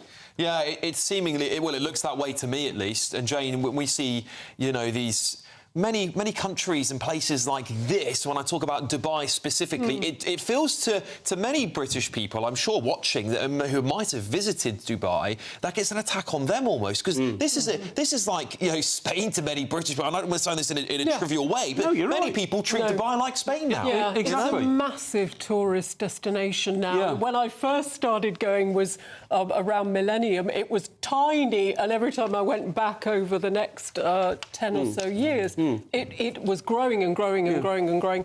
And the standard of the hotels and it's very easy to fly there. So the airport, to me, looks very familiar. The Fairmont Hotel that was attacked. But you're right, Alex. It's like being on the beach in Benidorm and suddenly bombs start dropping all around you. You know what I mean? That's how much of a shock this will be to those people out there. Absolutely. Yeah. Let's go back to a bit of this international law stuff we've had tonight, Manny, because and I'd like to get your thoughts, of course, on this, Jonathan, as well. But Manny, I'll start with you. The United Nations and others have been talking about the international law and how we've got to. It seems to me that since 2026 started, the President of the United States went, sorry, I don't care about international law. I am the superpower. We are America. We can do whatever we want. This is how the real world operates. And if America wants to flex its muscles, well, you better just be prepared to flinch or get behind us. And we're seeing Europe, particularly the continent here, diverge away from its usual path of supporting America. And I guess what I wanted to ask you is, how do you feel as an Iranian man here in Britain, where we haven't prescribed the IRGC? We've only been part of defensive manoeuvres, as we've called it, with our aircraft today. How do you feel about that? It's quite ironic. People in Iran are saying United States is not the enemy. The enemy is within. In Iranian schools, we have the videos. When they hear the bombings, like 12 years old, 13 years old, they're saying, thanks, Uncle Trump. This is the situation in Iran. This is the sentiment in Iran. And then the opposition group that Iranians support, most of them, is the Pahlavi. And then he had a meeting with Netanyahu in 2023. This is the situation in Iran. Here, you have a political leader with close to 15-16% popularity, which writes an article, says we should be closer to the East. We shouldn't have relations with the West, which is Zach Polanski. The anti-Western hatred that I see here, I only read about it in the textbook which Islamic Republic forced us to read, that the West is bad, the West is evil, capitalism is bad, it's root of all evil. And then when you come here, you see that anti-Western hatred. Yeah. Not in normal, in universities. Crazy.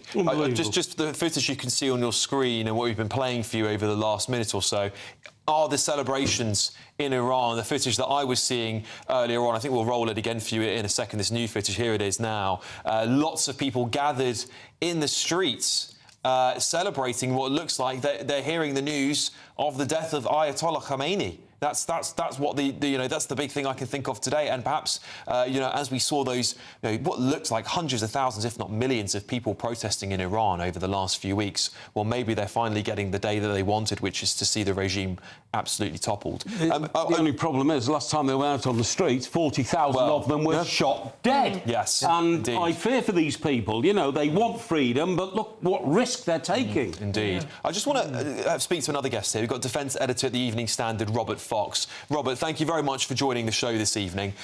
Quite a day indeed, isn't it? The Prime Minister has, of course, made a statement earlier on saying that Britain didn't take part in any strikes. What are the front pages going to look like tomorrow for the Prime Minister? Is it going to be more of this sort of sitting on the fence PM, not ever able to make a decision? Or are we really looking now at just monitoring what Donald Trump thinks because we're so irrelevant?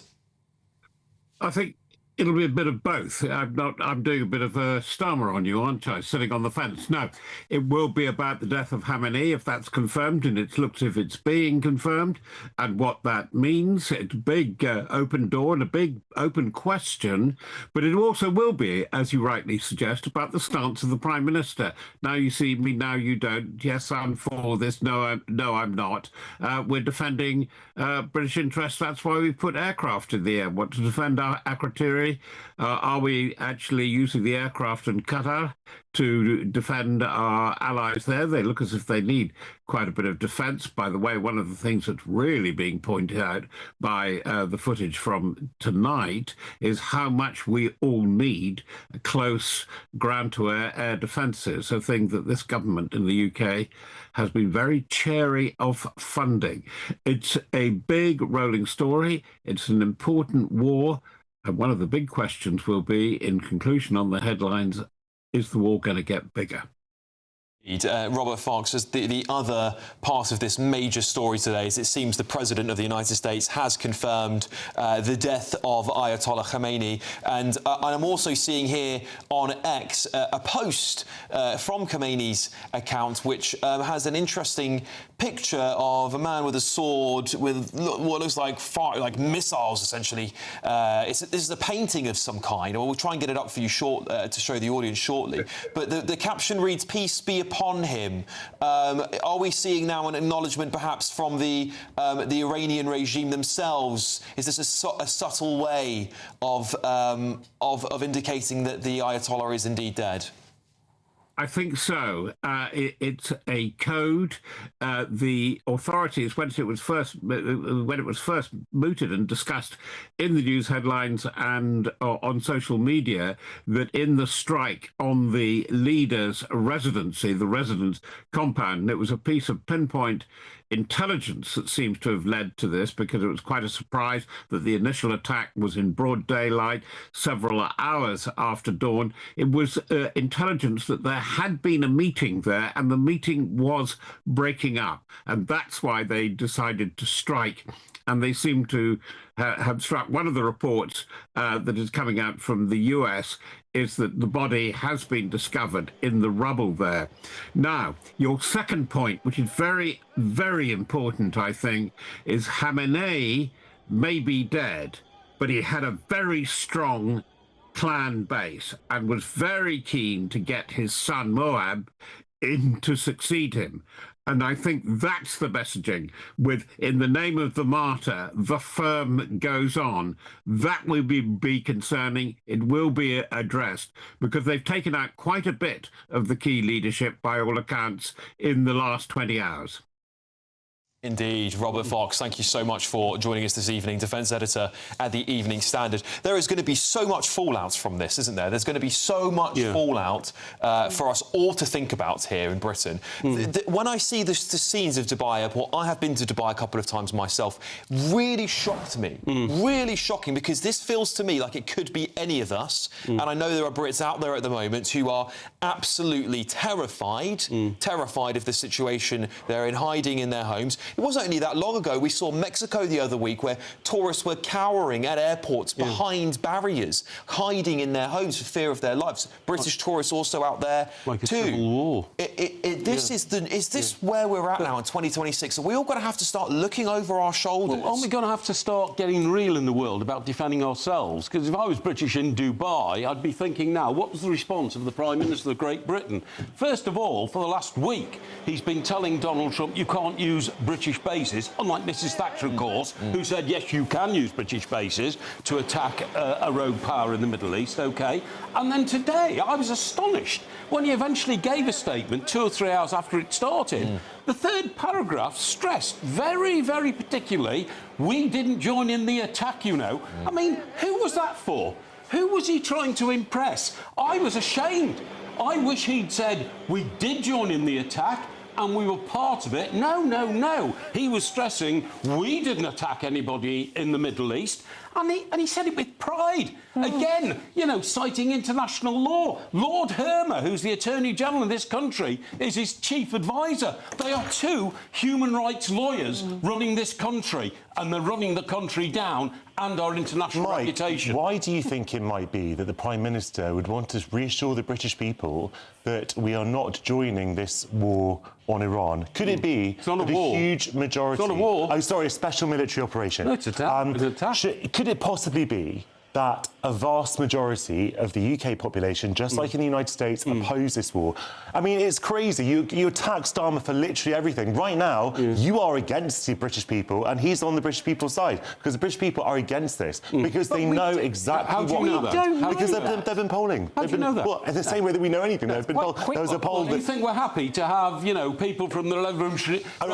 So are you saying that, well, if you want to take issue... in this country. If you want to take issue with various polling organisations and say that you know better, that's fine. We can have that conversation. But in as much as we know, based on polling, the British people are against war on Iran, against invading Iran, certainly against our involvement in that war. So actually, Keir Starmer's position on this is going to be very popular. British people don't actually like invading other people. Well, you don't. Well, I mean, you can just disagree with the facts if you want to, but that's up to you. But I think British people, if you said to them, our own security services have foiled 20 plots. Iran has been at the root of those. They only need to get lucky once, and we would see something like the Manchester Arena bombing. We would see something like the 7/7 attacks in London. Exactly. It is not, you know, to just say, should we go in a Middle Eastern country and start bombing? Most people would say no. Well, Jane, I just want to give some updates to the audience here. Hearing from Reuters that Israeli military is claiming it's completed another wave of strikes targeting ballistic missiles array and aerial defence systems of Iran in western and central Iran. That's just repeat that news there. Reuters are reporting that Israeli military says it's completed another wave of strikes targeting ballistic missile array and aerial defence systems of Iran in western and central Iran. That is, of course, very much in line with what the President of the United States has said earlier on Truth Social, where he declared that this is not going to be over until he gets what he's put in quotes here, peace in the Middle East and indeed the world. Jonathan, I guess this is a difficult situation. Many people in Britain will share your view. They will share your view that this should not be happening, that we should not be interfering in foreign affairs anymore, that Britain should play no part in it whatsoever. There are many people in the Labour Party that are completely split on this issue. You've got the old school sort of Labour Guard who are a bit more Blairite, who are saying, actually, we should be responding, we should be getting involved. America's our ally. But then the lefties on the party are pointing to scenes like Dubai Airport and saying this is what you're going to get if this happens here in Britain. Alex, warmongers have existed in every main political party for decades, and they love war, and there's no war that they won't cheer on. It doesn't mean that they're right. Sometimes you can justify it more than other times. You know, obviously, we remember in 2003 there was a huge campaign by the British government to secure legal backing for the war in Iraq. I mean, a lot of people like Tony Benn said that they wouldn't care if it was legally backed, but there were some people who said, OK, if you get the UN to back this, then I'll support it. But obviously, Donald Trump has done nothing of the kind. He hasn't even sought support from his own Republicans. If he was that confident of getting it, then he would have sought it, by the way. Of course, he knows Congress would not approve this, and that is an impeachable offence, by the way. So that's the first thing. I find it really interesting in the UK that actually this is an example of the Prime Minister actually doing what people have been sort of calling for the last 10 years, which is taking back control and asserting sovereignty. We have sovereignty over Diego Garcia. We have sovereignty over our air bases. It is up to us to say what the US can do. I find it extraordinary that Brexit's main cheerleaders like Nigel Farage are basically saying we should do whatever the United States wants to do. A kind of vassalage. Not sovereignty, vassalage. Hang on, may I just say, I think this is absolutely ironic. We're talking about the sovereignty of the Chagos Islands in response to this. It's either we think that they should be owned by Mauritius and it's their sovereignty, or it's ours and we've loaned it from Mauritius and that the Americans should have some joint agreement with it. What a mess that would be, right? Well, there is an agreement between the United States and the UK which dates back many decades that says the UK has to give go-ahead for special circumstances, and that is why Donald Trump is now sort of using that as leverage. But the point is that I think most people, I bow to no one in my criticism of Keir Starmer on multiple issues, but on this one, he is actually reflecting the views of British people. Jane Coward. Well, I think the sovereignty is the sovereign choice to say yes or no. So, you know, whatever our government decides to do, it's not mandatory we back the United States. We are a sovereign nation and we can make that choice. But we're also their biggest ally. We are, but I would like to... Not anymore. We should illustrate... I agree with you, but we should illustrate the fact we are. Hang on, don't speak over each other. Please go ahead, Mike. So what I'm saying is, one way to show how we are going to protect the values of the Western world is to stand shoulder to shoulder with the United States, who are the world's policemen, who are trying to take out the most ruthless, brutal and vile regime that the world has ever seen. And I think we should stand aside them, and instead of boasting we had nothing to do with the attack, we should have said we had a platoon of Typhoons going in. It's not a blind backing. I mean, even I, who I would have been pro-supporting the US in this particular instance, I think it's important that you wouldn't just back anything the United States announced it did. Thatcher criticised. Thatcher was furious when Reagan invaded Grenada. She wasn't sort of like some lackey. And the world's policeman that you're just sort of regaling threatened to invade a NATO ally less than 4 weeks ago. Are our memories really that short? I've got to get some breaking news. Support and we refused. I have to get some breaking news. It's rolling all evening. I'm sorry we're having to cut people off all the time, but this is very important. Will Godley, tell us more, please. Well, yeah, let's go back to Dubai now, where we've seen a number of drones land in Dubai after being sent from Iran. These have hit two big landmarks in Dubai. On your screens now is the Burj Al Arab Hotel, a luxury hotel in Dubai, on fire. Well, in the last minute, the Dubai media office has released a statement about the fire on that hotel, saying authorities confirm that a drone was intercepted and that debris caused a minor fire on the hotel's outer facade. Civil defence teams responded immediately and brought the incident under control. So that fire is now under control.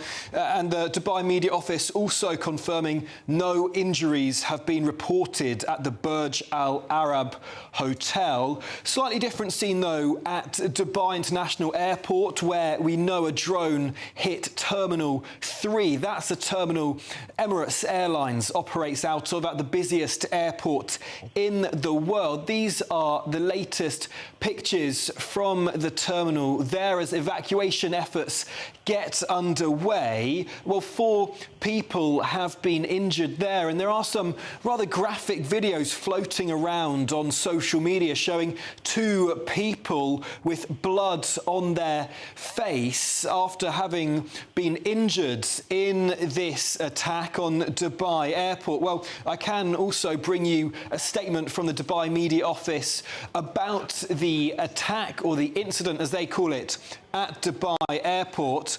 They have said Dubai Airport confirms that a concourse at Dubai International sustained minor damage in an incident which was quickly contained.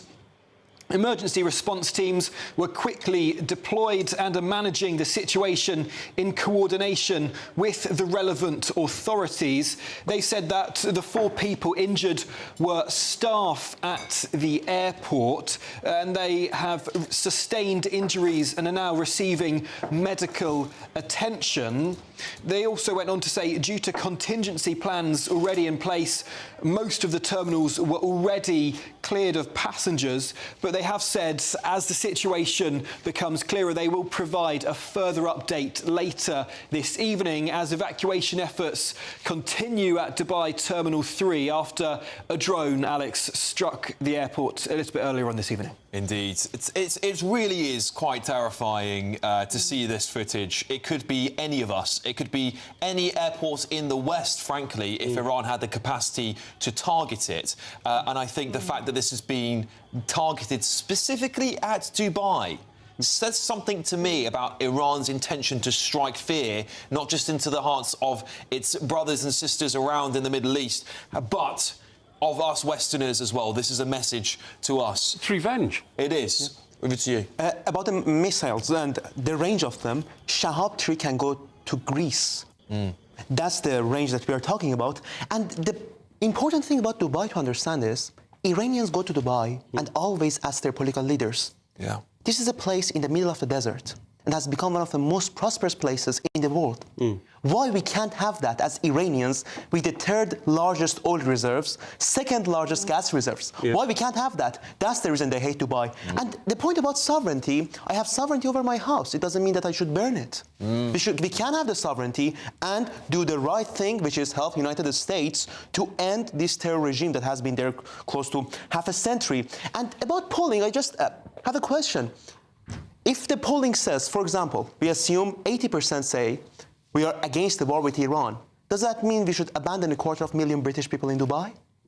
Does that mean we shouldn't care about them? And the Saddam example that was brought, was Saddam attacking airports in the Middle East? Was Saddam attacking hotels in the Middle East? The comparison of numbers... He launched Scud missiles against Israel in 1991.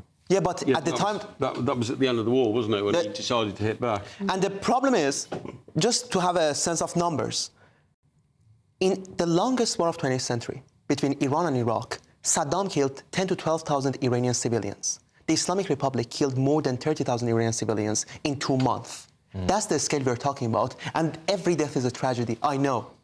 But we are comparing 10,000 with 500,000, and that's the important thing. Yeah, well, we're seeing these pictures on your screen right now of Iranians in Iran celebrating. I'm going to bring you some more footage very shortly of what appears to be anti-regime protesters in Iran tearing down a statue of Ayatollah Khamenei. That is quite a moment. I don't know if you all remember, many of you watching will certainly remember the famous images of the statue of Saddam Hussein falling in Iraq. It very much feels like we're heading towards this moment now. Mike, unprecedented to see these scenes. And Iranians clearly, unlike before, they seem rather relaxed in this environment at the moment. They don't seem like they're marching. They seem to be calm. Perhaps the IRGC is collapsing. In fact, before we get to you, let's just play this clip. Let's just play this clip for the audience.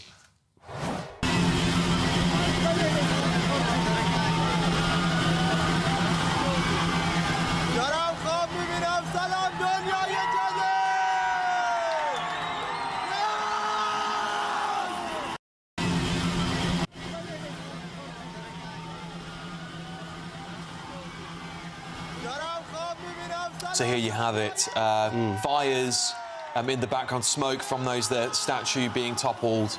There, Iranians celebrating immediately afterwards. It looks like some sort of roundabout or square there, Mike. It's fantastic. I mean, just to remind you of the Mick Jagger, David Bowie record, they are dancing in the streets. They are literally dancing in the streets. Now, they are dancing in the streets because they know now the United States mean it when they say we're going to get rid of the theocracy that runs your country. I only wish that in the days to come, in the weeks to come, when they thank the United States for liberating them, that they could also thank the United Kingdom for liberating them as well. As for the IRGC, and you know more about this than I do, they are a very, very brutal regime. And the problem is, if they lay their arms down, they've got nowhere else to go, have they? They will fight to the death, I would Do you know how IRGC employs people in Iran? For example, they go to prisons and someone is in prison for killing someone. And they pull someone for raping someone, and then they say, OK, we're giving you a job, and your job is to be as violent as you can. And the people in the IRGC, they don't have... It's not like a normal military. No. It's a terrorist group. And because it's large in a scale, and it's controlling a country, they own so many businesses, so many hotels in Iran, and they don't pay taxes. It doesn't mean we should treat them differently. And as you said earlier, they have a theory of martyrdom. Literally... Death is not a problem to them. That's how maniacal they are. But Manny, this is concerning to hear you speak like this. So what happens to those guards now? What do you think's the most likely? Do they need to be imprisoned and arrested? Most of them should be in prison and arrested. Low-level employees, maybe if they show that they have done nothing wrong, they can live their lives. But most of them should be arrested because we should understand they have 250,000 employees. But it doesn't make them any different than ISIS or Hamas. Can they not just melt into the general population? They can't. Well, they just take off their uniforms and say, I wasn't in the IRGC, and just get into the population, try and melt away? The mindset that they have is, what they teach them in the textbooks is Surah Saf 04 or 02 that says, the biggest achievement that you can achieve in your life is to die for Allah. That's how they think. You can't live with those people in your country. Jonathan. I mean, are you asking me specifically about the Iranian guards? Look, I am not an expert on this. I can see completely legitimate justifications for prescribing them, although I do think that we have a real problem with prescription of terrorist organisations in this country under the Terrorism Act. We saw with the debacle over Palestine Action how that power can be misused. And I don't think that, you know, prescribing something is not the priority at the moment. The priority is to obviously make sure that these organisations can't, carry out their sort of nefarious goals if that's what they're planning to do. But as I say, the most important thing right now is to de-escalate this situation because it's in no one's interest for this to become a full-scale conflagration. OK, let's go now live to broadcaster and journalist Jonathan Sakadotti. Jonathan, thank you very much for joining me this evening. Of course, this news is constantly developing. We're constantly seeing new things arise. We've seen the international airport at Dubai has been struck. We have heard people have died in Tel Aviv as a result of Iranian strikes. Jonathan, what's your feeling about how much this will spill out of this currently concentrated around the Middle East, but how much further do you think this might spread? At the moment, I don't think we can know exactly how long this will go on for. I think it's probably fair to say that Donald Trump would prefer this to be shorter rather than longer, but he's already said in that post he put out on Truth Social that there'll be bombings through the week, most likely. But what he's calling for really is for members of the IRGC or high-ups even to surrender now. And there seems to be a suggestion that he will give them immunity if they do so. He says that if they don't, later on, the only option is death. And that gives a hint, I think, as to perhaps how he would like this to go. But in the meantime, the military presence has been mounting for so long. I think that Donald Trump has made sure that this can go on. There have been very tight plans put in place, clearly, between Israel and the US. Both Benjamin Netanyahu and Donald Trump clearly have a very well-developed strategic plan of what they're doing here. And we've seen that go very well in the first day for them. We saw Israel apparently quite spectacularly take out many of the senior leadership, including Khamenei and others. So I think that was an initial opening strike, and America now joining in more and more, as I understand it. And I think that's planned to go on over time. But as for spiralling outside the Middle East, I'm not sure that's imminent at this stage, but it's certainly already reaching into other countries in the area, as you've said, and as you've been showing the images of the airport, of the hotels. This is what's happening. And of course, that death in Tel Aviv as well. So it is having an effect. And I imagine that this will go on for some days at the very least. Jonathan, I just want to get your reaction to this, if you don't mind. We're hearing reports from Iran International, the IRGC are going to, or hoping to, finalise a decision on the next supreme leader before dawn on Sunday, the 1st of March, UK time that is, at least. Does that give an indication that they're not ready to give up this war yet? That they seem perhaps confident that they can deter Donald Trump and Israel? Sure. Well, you've got to remember that they're not necessarily rational actors in the way that many in the West would imagine if they don't know too much about it, because their main ideology is a peculiar messianic one of 12 Shia Islam, and they see things in a very different way when it comes to strategy. So there is already in place some succession for the eventuality where the supreme leader, as he called himself, would be taken out, and others. And that was always the fear, that this could just, get rid of those at the top, but not necessarily change the actual regime. They're not necessarily going to surrender easily, but I think that this has been very symbolic at the beginning, and so it will maybe give them some problems. And it's really a matter as well of whether or not there'll be major defections, whether or not the Iranian people will rise up sufficiently as well to take control, or to try to take control during this weakening provided by America. And I think that's another hint that Trump has given, that his intention is not to get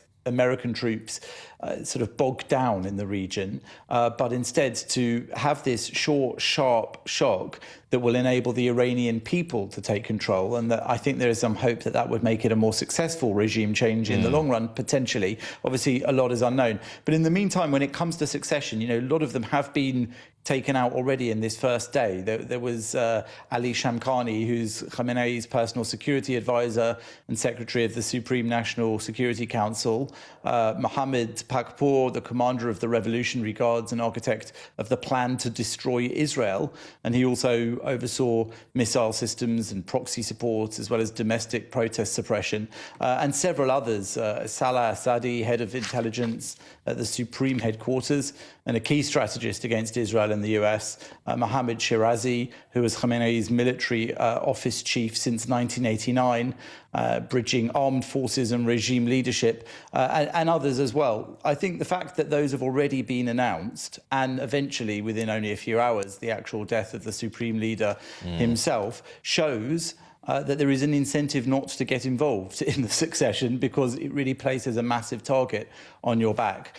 So we will see whether these succession plans really can amount to much. But this is a regime that will carry on sacrificing its own people, killing the people of Iran. It will carry on attacking its neighbours. It's not necessarily acting in a way that it believes is going to win it the battle. And ultimately, with an ideology like this, sometimes the main aim is just pure survival, and then in the long run to try and build back. Remember, they think in terms not necessarily of 4-year election cycles, or even 10 years or 20 years or a lifetime, but they think in sort of apocalyptic, centuries-long chunks of time in order to achieve their ultimate aim. But this is not looking good for them. The US is the most formidable army in the world, with perhaps the most determined president ever to wield that power. And I think he's made it very clear what he wants to happen. He certainly has, Jonathan. That Truth Social post was quite clear the way I was reading it, at least. Jonathan Sakazoti, thank you so much for joining us this evening. I'll bring you back here to the studio. Manny, you're hearing some things there. What did you make of what Jonathan was saying? I just read the Iran International report about IRGC choosing the next leader. It's quite interesting. Do you know, the way they choose the leader in Iran, the ceremony is, you have an assembly of experts, which are 88 experts in Islamic studies, which they choose for the next leader. Why IRGC is saying we are going to take the decision? Because they're scared to have a meeting, because that meeting of the Assembly of Experts is going to be bombed. Yeah. And then IRGC is saying that you should take the decision earlier because literally we don't have a leader. And that's the important thing. When people were saying this achievement can't be achieved without the boots on the ground, I said on my GBNews interview, it can be achieved. I said because IRGC is not a normal military. There's no chain of command except Khamenei. It's a mafia group and it's only dependent on Khamenei. It's not a modern military. And that's the reason this strike have been successful. One of my friends just messaged me that we can call this one-day war, in a sense of what happened in the scale of one day. Well, it's really interesting, isn't it? Because when we talk about this spilling out, and Mike, what I mean when I say that isn't just that we're going to start having missiles land here in London. I think that's very highly unlikely at this point in time. But what I mean is these so-called sleeper cells that we've been hearing about, the IRGC that infiltrated Britain. We've had to stop them many times. Is there a concern, and should we be concerned and on high alert for a retaliatory attack here in Britain? You would very much hope that one of the reasons why the Prime Minister was so slow in responding this morning was because he was onto the services in this country, the secret services, the security services, saying, get onto the job now. Because you can bet your life, Jane mentioned earlier, 20 plots have been foiled in this country by possible Iranian attackers. They will know of many more that could be in the making. So let's hope that our brilliant security services, they are brilliant, MI5 and MI6, respected around the world. Let's hope that at this very moment now, they are moving around in this country to concentrate and kill off the prospect of us being a victim of retaliation in this country. That you are right, and they are fantastic, these people. They are fantastic. However, underfunded. We have a terrorist watch list, so to speak, which is, from the last time I checked, 35,000 Islamists on it. 10,000 active. 10,000 active. Right. You know, Jane, it is out of control here in Britain. And this is so out of control that the place where we were showing the footage of the bombing of the airport, UAE, stopped sending their students to our country. Stop that. That's how bad it is here in Britain. Because they regard it as too dangerous. Because they regard it as too radicalised. It's just a fact. Unbelievable. Right? So Jane, British people should be... I think British people should be terrified. And there's a lot of British people telling me today, I don't want anything to do with this, because they are worried that British people will die as a result of any involvement we have with this war. I think, sadly, we need to have a heightened sense of security, because we don't know what those sleeper cells in the United Kingdom or in Europe will think. We're seeing from Iran bombs going over to target Dubai. I think the fact it's been two very prominent, well-known hotels and an airport is a clear sign to me that it is targeting international targets. It is tourists. It is an international community. Huge symbols of the West. So if, and as Manny said earlier, if you are an extremist in Iran, you are told that martyrdom is the way to go, and your best hope of achieving some sort of note or journey into paradise or whatever they're promised.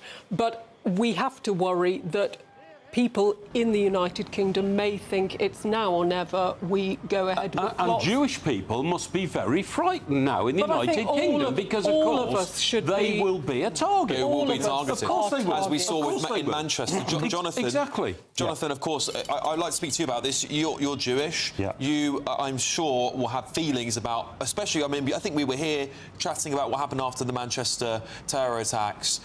There is an... No, I was here with another show. It was OK, fine. I think we might have crossed over another chat. Bondi. That's right, Bondi, that's correct. How do you think Jewish people will be feeling in London, in Britain, in Birmingham, in Manchester right now? Because, as I was saying, when I mean this spilling out, I don't mean missiles coming from Tehran, I mean sleeper cells, IRGC that have been here for a very long time, maybe coming over on the small boats. We hear of those sorts of reports all the time. How concerned will Jewish people be? Well, I think that Jewish people always live with a heightened sense of security, particularly people who, for example, go to synagogue often, or who wear the kippah, the skull cap, so have a more visible Jewishness. in the streets are always very sensitive to their safety. I mean, as I've said to you before, I do security duty at the synagogue that I belong to twice a year. I understand the threat that Jewish people face, and obviously that's horrendous. Do you think we're doing enough to combat radical Islamism in Britain to ensure Jews can be kept safe? Well, look, I mean, I think it's a slightly different conversation from the one that we're having about Iran per se. Obviously, they're linked. Obviously, you have to. I'm not party to what happens in the security services and what happens with the terrorist threat. So I can't really comment on how much is being done. We know that plots are being foiled, so that's obviously a good thing. OK, right. It is 11 p.m. You're watching GB News. It's just gone 2:30 in Tehran. It's 1 a.m. in Tel Aviv, and it's just gone 6 p.m. in Washington, D.C. Iran's supreme leader, Ali Khamenei, has been killed in Israeli airstrikes. That's according to the country's intelligence services, and seemingly confirmed by President of the United States, Donald Trump, in a Truth Social post earlier on today. The Ayatollah's body was recovered from rubble, riddled with shrapnel wounds, and wounds, of course, after his Tehran compound was struck by as many as 30 bombs on Saturday. Photographic proof of this successful assassination was shown to the United States President Donald Trump and Benjamin Netanyahu, the Israeli Prime Minister. Mr. Trump told NBC News the White House felt it was a correct story that Khamenei had been killed, along with a large number of the regime's leaders. Iranians, of course, are now celebrating in the streets.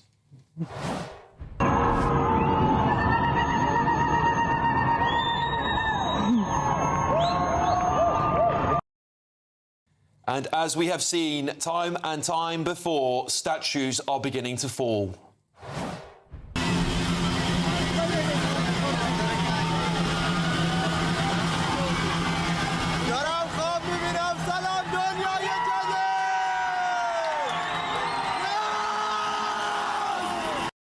Celebrations are also taking place in Israel.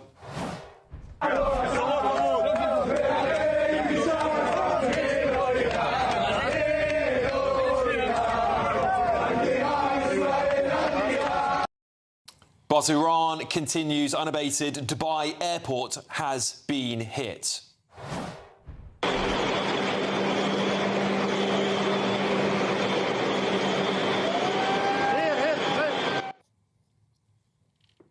And the 7-star hotel, the only one in the world, Burj Al Arab, has been up in flames after reportedly being hit by some kind of projectile, either a drone or a missile from Iran. We will bring you some shots from celebrations in London, here in the United Kingdom, very shortly. And, of course, we will bring you as many breaking news updates as possible, because this story is evolving all the time. Let me go to my panel here this evening. Manny, what a day it's been. I can't imagine the emotions you must be feeling. I've got family in Iran as well, and it's a difficult thing to comprehend, isn't it? When you're seeing somewhere be bombed, you think immediately of the innocent people, actually. You don't think of the regime. The first thing goes, oh, my God, people have died. And I just want to make sure that people who are watching have my deepest sympathies to anyone who's hurt or killed, family members, Iranian people watching the show tonight. I know we have a big Iranian audience. I hope your families are safe. But Manny, at the same time, many Iranians are saying this is a necessary evil. Now that we're talking, this morning my family woke up in Tehran with the sound of bombs. But they trust Israeli and American bombs more than IRGC guns. Sure. Why? Because when the 12-day war happened last year, when Israel was attacking Iran, they were saying to Iranian citizens, we are going to bomb this place, evacuate. What was the Islamic regime doing in Iran? It was shutting down the internet so Iranians wouldn't have access to that data, so they would be killed and then they would show it to the world, see, Israel is killing innocent children. But the reality was Islamic Republic was killing them. And I can fact-check about the Finchley. Iranians are partying there, because I was invited after this place. Thank you for staying with us. Yeah. I'm sure that's going to be a great party this evening. For sure. But just to change the topic, when I just read, and you said right now that they found the Khamenei's dead body, I was reminded of what Khamenei was doing before he was killed. As a system of white torture, for example, one of your family members is killed by Islamic Republic in Tehran. What they do is that if you want their body back, the body of your sister back, the body of your wife back, they send you to a place which are more than 200, 300 dead bodies in the bags. And you should check every single one of those dead bodies to check if it's your sister, if it's your brother, if it's your girlfriend, if it's your boyfriend. And now that Khamenei is dead, it has a relief on me. But the sad thing is all those Iranian patriots gave their life. And now we are seeing, as Ronald Reagan said, freedom is the victor. Yeah, and it's sad. It's so sad that so many people had to die. I suspect at this rate, if the reports, Mike, about how many protesters were killed, some people saying up to 30,000 people, some say more, some say less, of course. But it could be the case that these airstrikes kill less people than the IRGC killed of their own civilians in the end. Oh well, I'm sure. By a multiple of probably 100, you know what I mean? I'm just one observation. I'm not surprised that the leader was in his compound. They knew the attack was imminent. Wouldn't you have thought they'd have said, well, take him somewhere in the desert or something like that? It is bizarre, isn't it? Because they all got... It wasn't just him, of course. It was others. He got bombed as well. And like 30 bombs, so there was no,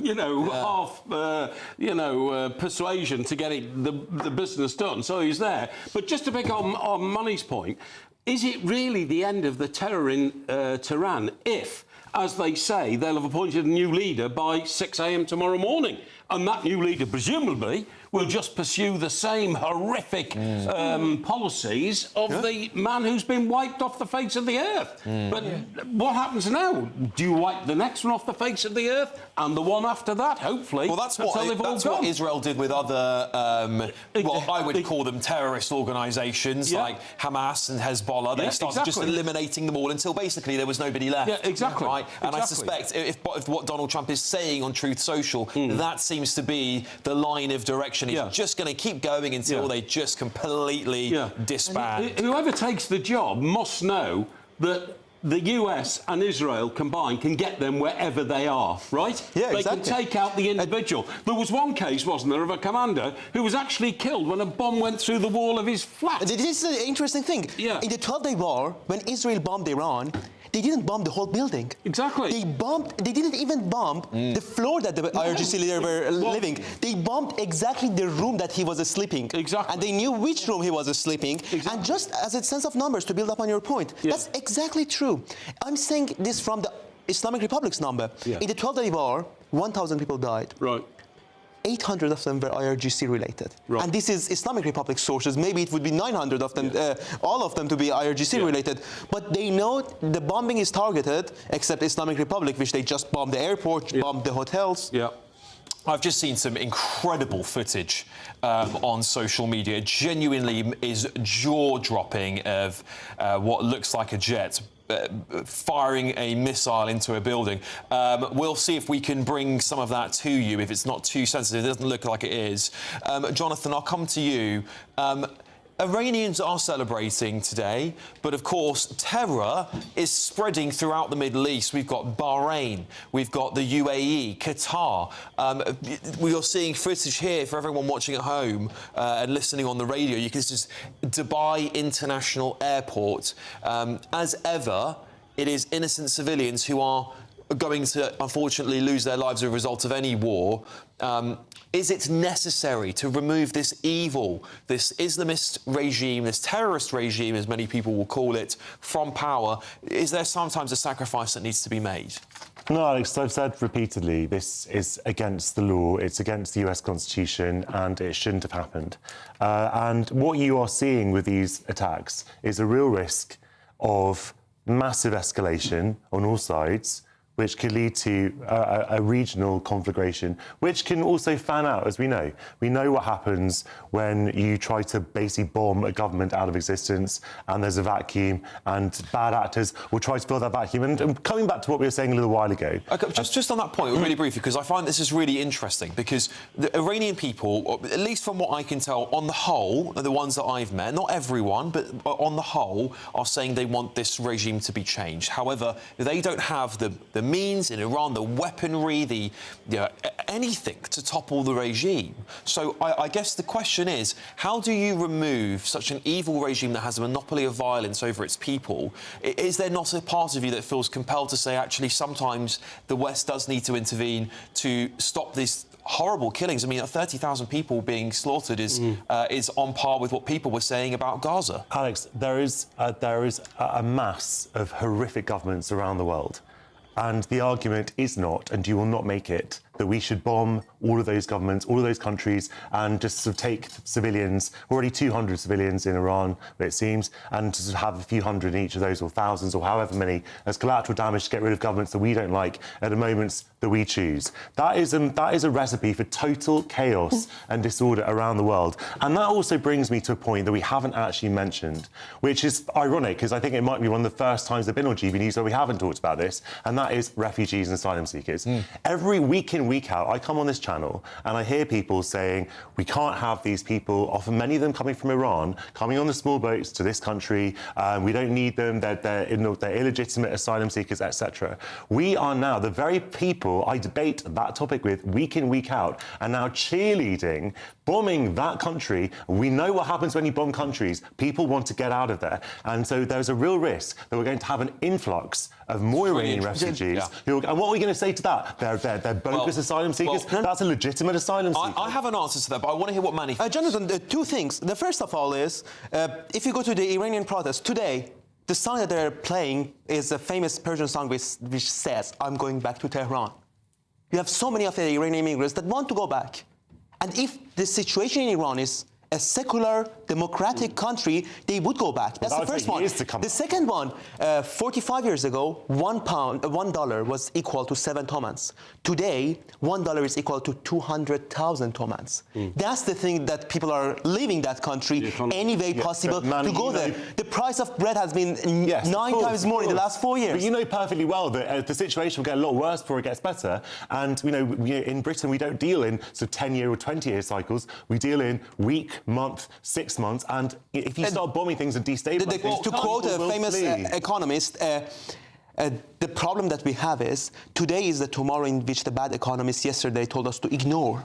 If we don't think about 10 years, 20 years, then we are going to have all these problems. I agree with you. This is the product of short-term thinking. Going to happen. Well, if I might just put my 2p into this conversation, I think that's an interesting take, Jonathan. However, what I'll say to you is this, is that what that essentially is advocating for is the continuation of those people from leaving Iran, who you were saying are leaving and fleeing the regime. Well, as long as that regime stays there, more people will continue to come into Europe, right? So the only way to stop that from happening is for that evil regime to collapse. The other thing about these small boat migrants from Iran is some of the men coming there, which we've been able to, at least reports are suggesting, some of those men are radicalised individuals and have been sent by the regime to cause chaos for Iranian people here who are dissidents, but also for British people as well. So I think the easiest way to stop the funding for them is to get rid of the regime paying bills. The second way to stop the migrant crisis is to get rid of the regime. All roads lead to the regime. You are not seriously telling me that this is going to be the first bombing campaign in history when no one decided to leave their homes because they were worried about losing their lives. Come on. I understand what you're saying, but this is not from what we can understand so far, Donald Trump is not putting boots on the ground in these countries. He's saying to the Iranian people, you figure it out, I'm going to destroy the regime, and you decide whether you want them to carry on or whether you want to have your own regime. Even if you're saying to let's just let them figure it out, if you say to people, let them figure it out, there will always be, look, I'm not discounting the possibility that there will one day be a democratic, stable government in Iran and it's a prosperous country. I really hope it happens. But that is not going to happen in the next few months. And so assuming that the regime... crisis are going to stop in the next what few we've months seen in Venezuela, people are pouring out of Venezuela, OK? And what you're going to see happening, almost certainly, is that when you have this period of profound destabilisation, the government's kicked out, no one knows what's happening, people flee. Where are they going to go? And how are we going to blame them for leaving? But this is why Trump went into Venezuela. I think a third of Venezuelans had fled Venezuela because they were starving and eating their pets and things. There comes a point where you have to take action to avoid an even worse situation. If you've got a beautiful country, and Iran is a beautiful country, and you make sure it's run by decent, civilised people, then much more Iranians from around the world are likely to go back. OK, fine, but in the bit, you know perfectly well that's not going to happen in the short term. So, look, all I can say is, fine, I look forward to having debates on GB News where people are saying, yeah, it's great, all these Iranians come in because that's what we've asked them to do. OK, I just want to read... actually, I'll come to this in just a second. Manny, I'll just come back to you here because, look, we're seeing again, I just want to bring it back to these scenes in Dubai International Airport because I think when we talk about all this stuff, it's very hard for people to fathom what's going on, but this brings it home for people. These are tourists, most likely, people terrified of their lives. And what will that feeling be like for Iranians right now? How do British people put themselves in the shoes of Iranian people who are probably exceptionally nervous about the future of their country? There's no guarantee that the IRGC, of course, will fall. It's a hope that they will. Trump is saying that they will, but there's no guarantee that they won't come back. How can British people sympathise with the Iranian? Imagine the fear of British nationals right now in Dubai after the bombings. That's the feeling of 80 million Iranians in Iran every day until this regime exists. That's the problem that exists. You have a regime which people do not want it. And this is the problem. In a democracy, how do you change results? With a change of opinion. You change the climate of idea, and then you would have different policies. In dictatorships, you can't do that. And that's why Iranians need help just to make this battleground fair with the IRGC. They go to the streets peacefully, and then the IRGC kills them, rapes them, tortures them. Then the military attack is justified, is legal, and it's necessary to free Iran. Indeed. Jane, I guess for those people listening and thinking about how this is all playing out across the world, thinking about Iran today, do you think that our government is being robust enough when it comes to these things? Or actually, are we learning? Is the government learning from the past and saying, you know, actually what happened with Tony Blair in Iraq was one of the worst decisions and it's made Tony Blair the most unpopular person in the country and we shouldn't repeat those things again? And that there is a very, very good argument for very limited interventions on some things. But unfortunately, we live in a world that is so complex and so interconnected, and Iran's influence of terror and terrorism, if it ended at Iran's borders, I think not going in, not intervening, becomes a stronger argument. But we know how widespread Iran's financial support of terror organisations and its seeding of Islamism and Islamic terror throughout Europe, throughout Africa, the Middle East. It is quite terrifying. They do have a sort of death wish. So it's not nice when you are in government. Sometimes you are choosing the least worst option. Yes. But I do think this morning, when our Prime Minister got a phone call that this attack was happening, we did owe the US use of our bases. We're going to just bring you some more breaking news. I'm going to throw it over to Will Godley in the studio here. Will, tell us more. Well, Alex, good evening to you. In Dubai, where we were just seeing images of the Burj Al Arab, one of the most famous hotels in the region, on fire. Well, one of our producers has been speaking to somebody who was a guest in that hotel, saying that before the strike happened, they had been asked to get into a bunker underneath the hotel. So that is perhaps why there were no casualties recorded there, thankfully, in the strike in the Burj Al Arab Hotel in Dubai. But the strike at Dubai airport had a rather different outcome. 4 reported injuries there as Terminal 3 was evacuated after being struck by Iranian drones. And in fact, right now as I speak, a number of people remain in bunkers in Dubai, sheltering from any potential further drones. But that's a very different sentiment and very different emotions they'll be feeling to people in Iran. We've seen videos and heard reports of people in Iran this evening celebrating the news that the Ayatollah has been killed in these strikes. And also we've seen fireworks fireworks being set off in Tehran as well. But it's not just in Iran where celebrations are taking place, but also here in the UK as well. We've seen images from the Iranian embassy, outside the Iranian embassy here in London, of people, British Iranians, celebrating the news that the Ayatollah is dead, and also in North London as well, in Finchley, where people have been celebrating this evening. Take a look.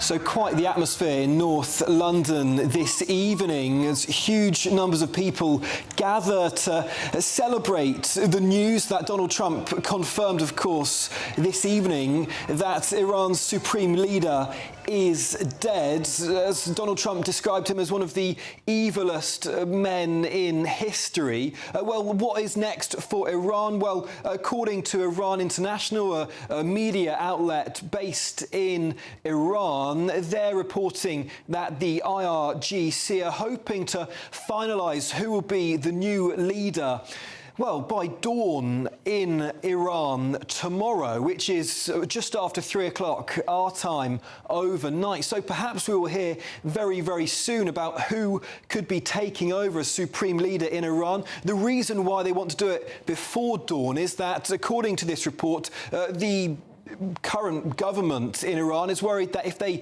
leave it till after dawn, there'll be further protests and they might not be able to keep a lid on their regime. So that is why they have this time pressure in place. And the current front runner at the moment is the current vice president in Iran, Mohammad Reza Aref, who, according to reports, is preparing to assume powers amid this leadership vacuum, taking kind of a wartime stance and not going to an election, not going through the official ways, but assuming power in what could be just a few hours.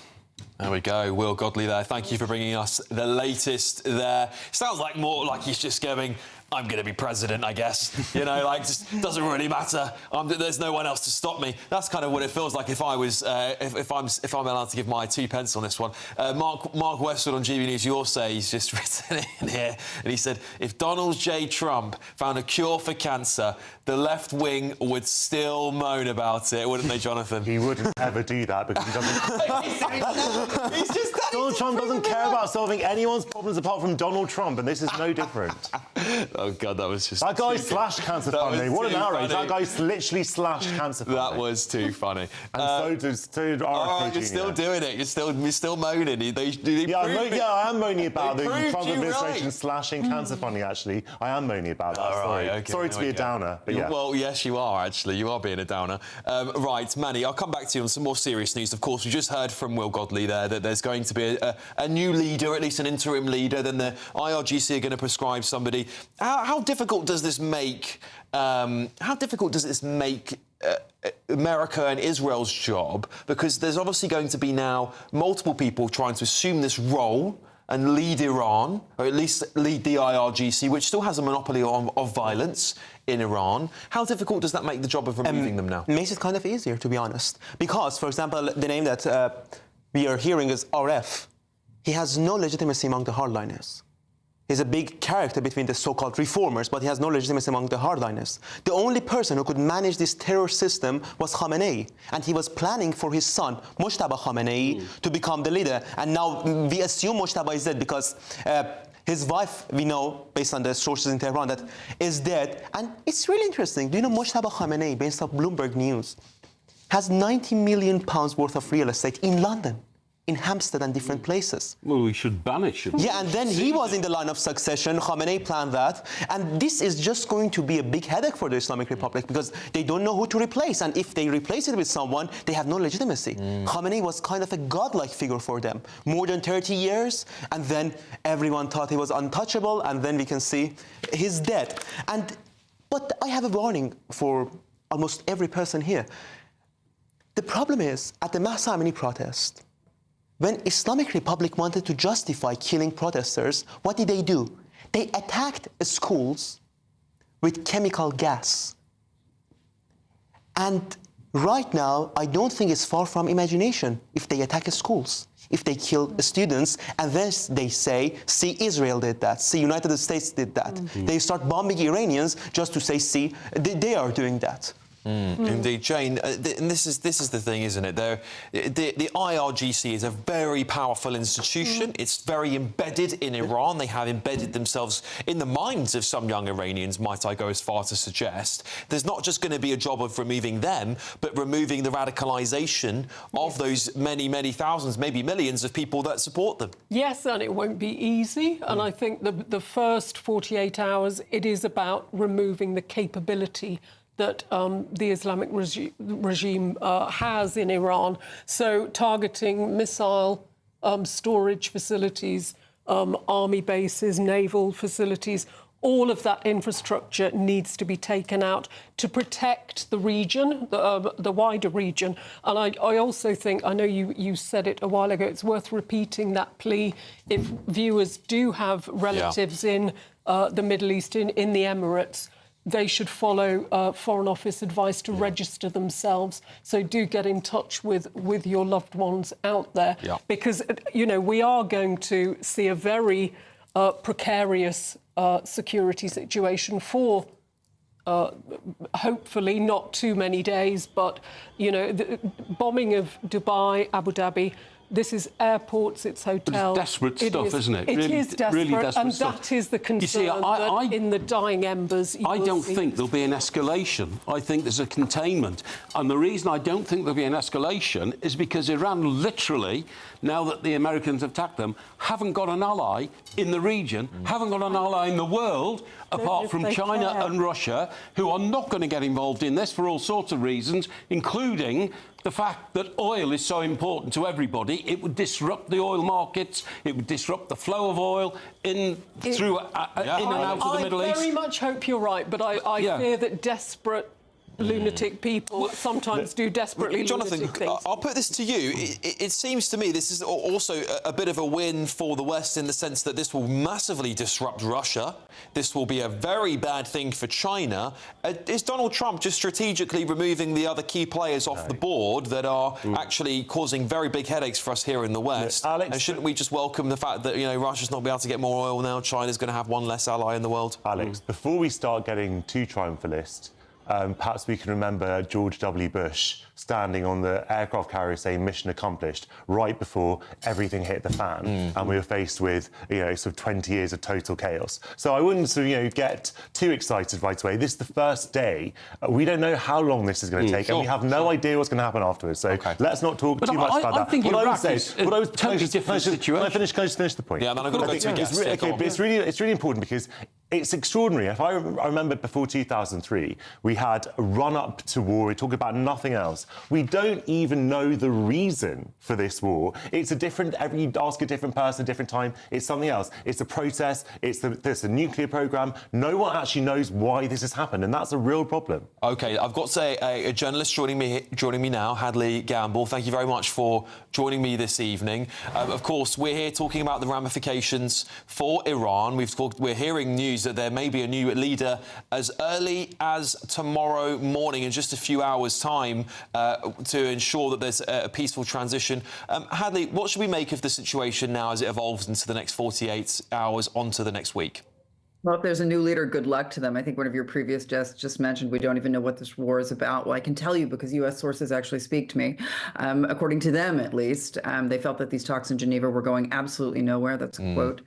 And essentially that, you know, the fact that the Iranians were refusing to discuss the ballistic missile program, they were refusing to discuss a regime change in a real way. They were refusing to discuss pulling back Iranian-sponsored militias in Iraq, and really pushing there, as you probably know, for an Iranian-backed government. And we're talking about Nouri al-Maliki back in the saddle. We all know how well that worked out the last time around.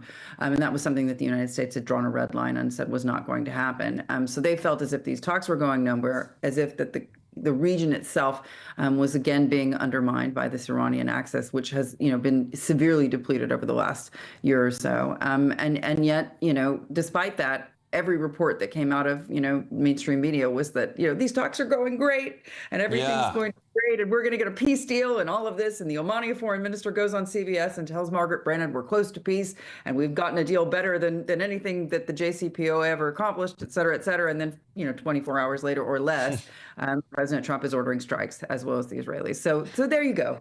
Yeah, completely bizarre to me, Hadley, because I've been saying for weeks that this imminent invasion was coming, and as this build-up of military force continued to take place, the biggest since the invasion of Iraq, it almost seemed inevitable, despite the negotiations, that we were going to war with Iran, because, of course, you don't waste all that money and resources and time moving all those troops just to surround them and then back down. Where we've been before. I mean, he did this back in 2019, and at the last possible second, at the 11th hour, he pulled back. He was not going to go through that again. And what I'm told by my sources in the government was essentially, there were two schools of thought here, and the president opted for the compromise, which was to pound them into submission over the next several days, and see where we are at the end of it, and see if you're going to get a better deal than you were, at the time at the table. And that was certainly something that the folks in Geneva, Jared Kushner, his son-in-law, and others felt that they were just not getting anywhere. So, again, the misreporting or the underreporting of that story is extraordinary. And also take a step back, look at what's happening in the Gulf. I mean, the strategic error, I think one of your guests mentioned this as well, the deep strategic error of messing around with every member of the Gulf states who, by and large had said again and again, we are, we're not going to be your best friends, but we really want, peace and stability in the region. And so we're not on board with the United States going after you. And said that, verbally, they came out multiple times in statements. And they also said that privately to U.S. officials when I was there just a few days ago in the Gulf, don't do this. And yet they went ahead by attacking the Gulf countries, by creating that instability. They have made implacable enemies. Indeed, they certainly have. Hadley, just very, very, very briefly here, from your sources, did the IRGC seem confident that they could repel the United States? We have heard, of course, rumours of China and Russia providing some sort of air support or some kind of backing to the IRGC. Obviously, it will never be enough from the sheer power of the United States of America. But did they sort of stonewall the United States here to buy themselves time because they felt that they could win? But what does even winning look like? I think, listen, at the end of the day, what do we know about what happens in the Strait of Hormuz and in the Gulf, the Arabian Gulf, as the GCC likes to call it? The majority of that oil goes to Asian markets. Over 50% of it goes directly to China. They're betting on the fact that, the need for China growth and the need to not disrupt global supply lines will help them. But remember, at the end of the day, this is an America under Donald Trump that's U.S. energy dominant. They're the biggest producer in the world, which basically means, all these fears about oil hitting 100, they're just not going to be that there's not going to see that movement. I think that people who are saying that really don't understand global energy markets, because we can really, toggle the supply and demand picture as a direct result of how much oil is on the market, the ability for Gulf Arab countries or other countries like the United States to up their production if necessary. That's something that's been, in a way, a gift of the Trump administration, and certainly something that's had a major impact, for example, on Russia when they've gone after sanctioning places like India as a direct result of them being on Russian oil. Do you know what I mean? This is not something that has happened in a vacuum. This is something that the Trump administration from day one of coming into office has been working on, so that if something like this were to happen or they were to instigate something like this, the world would be protected in a sense. Yes. The global market would be fine. And these are people who understand these dynamics. So it's interesting to me as someone who's covered energy for 15 years to hear these really sort of far-flung analogies that we're going to see oil over 100. I just don't think that's going to happen. Indeed. Well, Hadley Gamble there, thank you so much for joining me this evening to give me your thoughts on what's going on across the world. It really is an historic day. Hadley, thank you very much for joining me. I'd like to bring you at home now up to date on the front pages. And I can I'm sure you can all have a guess what is dominating them. I'll bring those to you in just a moment's time. But let me just bring this back here to the panel. Jane, we were talking there about the IRGC stepping, sort of stonewalling the Americans there. Bad, stupid idea to ever stonewall the United States of America on a negotiation, but clearly America wanted some very big commitments from Iran, and they weren't going to get them. I don't think Iran is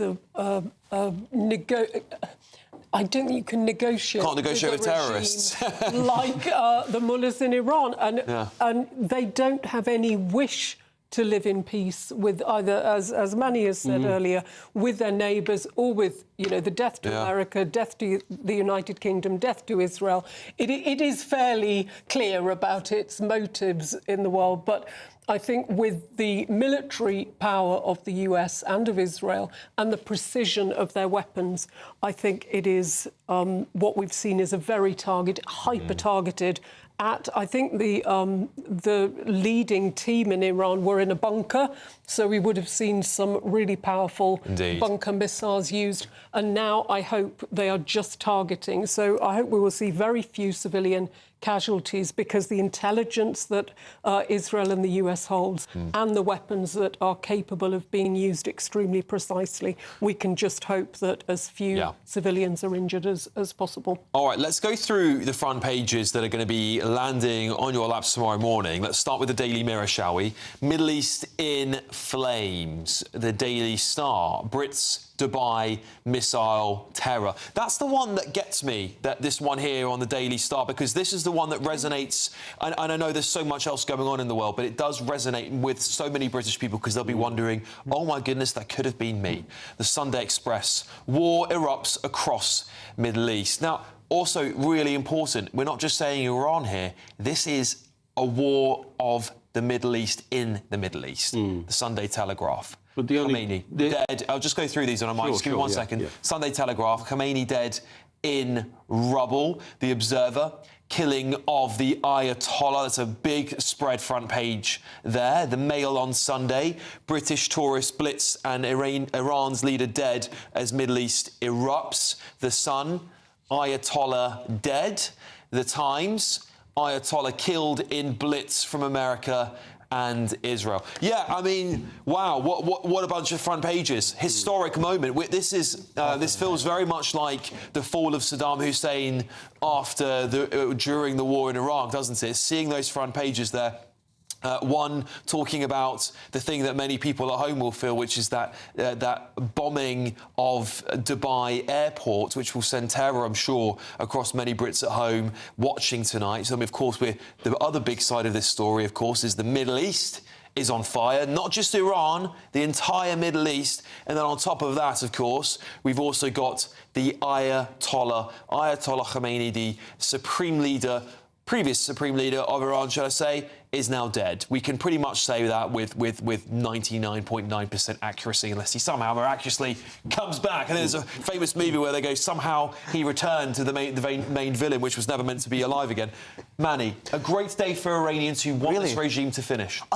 I now have a big collection of newspapers. The day Hania died, I bought the newspaper next day. The day Sinwar died, the day Nasrallah died, and tomorrow I'm going to buy a couple of newspapers. The important thing is, Jonathan mentioned that there's no single reason to attack Iran. What about nuclear? That's the exact reason why the attack should have happened, because there are multiple reasons to attack Iran. The missiles, the nuclear, the oppression of people. So it's not just a random government that we do not like. It's a problem for the world. Iranian drones are killing Ukrainians. The money that Iran sends to Hamas is killing Jewish people. People are being brainwashed in British soil because of the Islamic government in Iran. People are being bombed in Dubai. People are being bombed in Bahrain. So Islamic Republic is not only a small problem or a random government to bomb just because we don't like them. But it is a problem for every single person in the free world. You make a really interesting observation there about the Iranian missiles being used by the Russians, because one thing that completely exposes the fiction that Donald Trump cares about civil liberties or people's freedom or anything like that is that he is refusing. If he really cared about the plight of Iranian civilians or anything like that, he would also be sort of going hard on one of Iran's main allies in the past, which is Russia. And he hasn't done that at all. Quite the opposite. He has been hand in glove with Putin since he resumed his presidency. I think that speaks volumes about the man. There is no consistency whatsoever. If we think that, much in the same way that Delcy Rodriguez in Venezuela thought that maybe she was, well, not Delcy Rodriguez, I can't remember her name, the woman Maria Kachari, who won the Nobel Peace Prize. she thought that she was going to benefit from this attack in Venezuela that was going to install her because it was all about, sort of people's freedom. Of course, it's not about freedom at all. Then it was about oil and US interests. Here it's about sort of Trump's instant gratification and obviously the demands of Netanyahu, who's a notorious warmonger in Israel, and they are going hand in glove. Okay. The idea that there's going to be any kind of freedom that emerges from this, All right. I think is not going to come from Trump if it comes... OK. I want to talk a bit more Britain here. Let's talk about Keir Starmer, the Prime Minister of the United Kingdom, which I have to say, I mean, look, politicians from across the spectrum have all picked a side today, apart from the Prime Minister of the country. It is totally absurd. We've got people on the right divided, as you can imagine. There's some political party leaders saying we should never get involved in a foreign war again. There's too many issues here in Britain. I have sympathy with that, but I disagree with the sentiment. Then you've got some on the right going, absolutely, we need to back America. We need to remove this Islamist regime. It's a terror to the country. It's a terror to the world. And then you've got the people on the left, most of them are not, like 99.9% are very upset that we've done this. They point to international law. But we haven't done it. Well, sorry. I mean, when I say we, I mean the West. Then there's the 0.1% that are absolutely so angry that Ayatollah Khomeini's lost power that they even think that we should give nukes to Iran. One commentator was saying Pakistan should lend Iran nukes. I mean, that's the 1%. I'm saying that at least. Mike, Keir Starmer once again on the fence with splinters in his bum. Well, it's worse than that. You can bet your life that Keir Starmer will not see this as the huge wake-up call that it should be, because it's not in his brain. Only 3 weeks ago, the forces chiefs in this country went to Downing Street and told him we are 28 billion quid short in the defence budget, right? Now, that comes a few weeks after Rachel Reeves announced another 16 billion quid for welfare spending in this country. Can't he see where our priorities lie?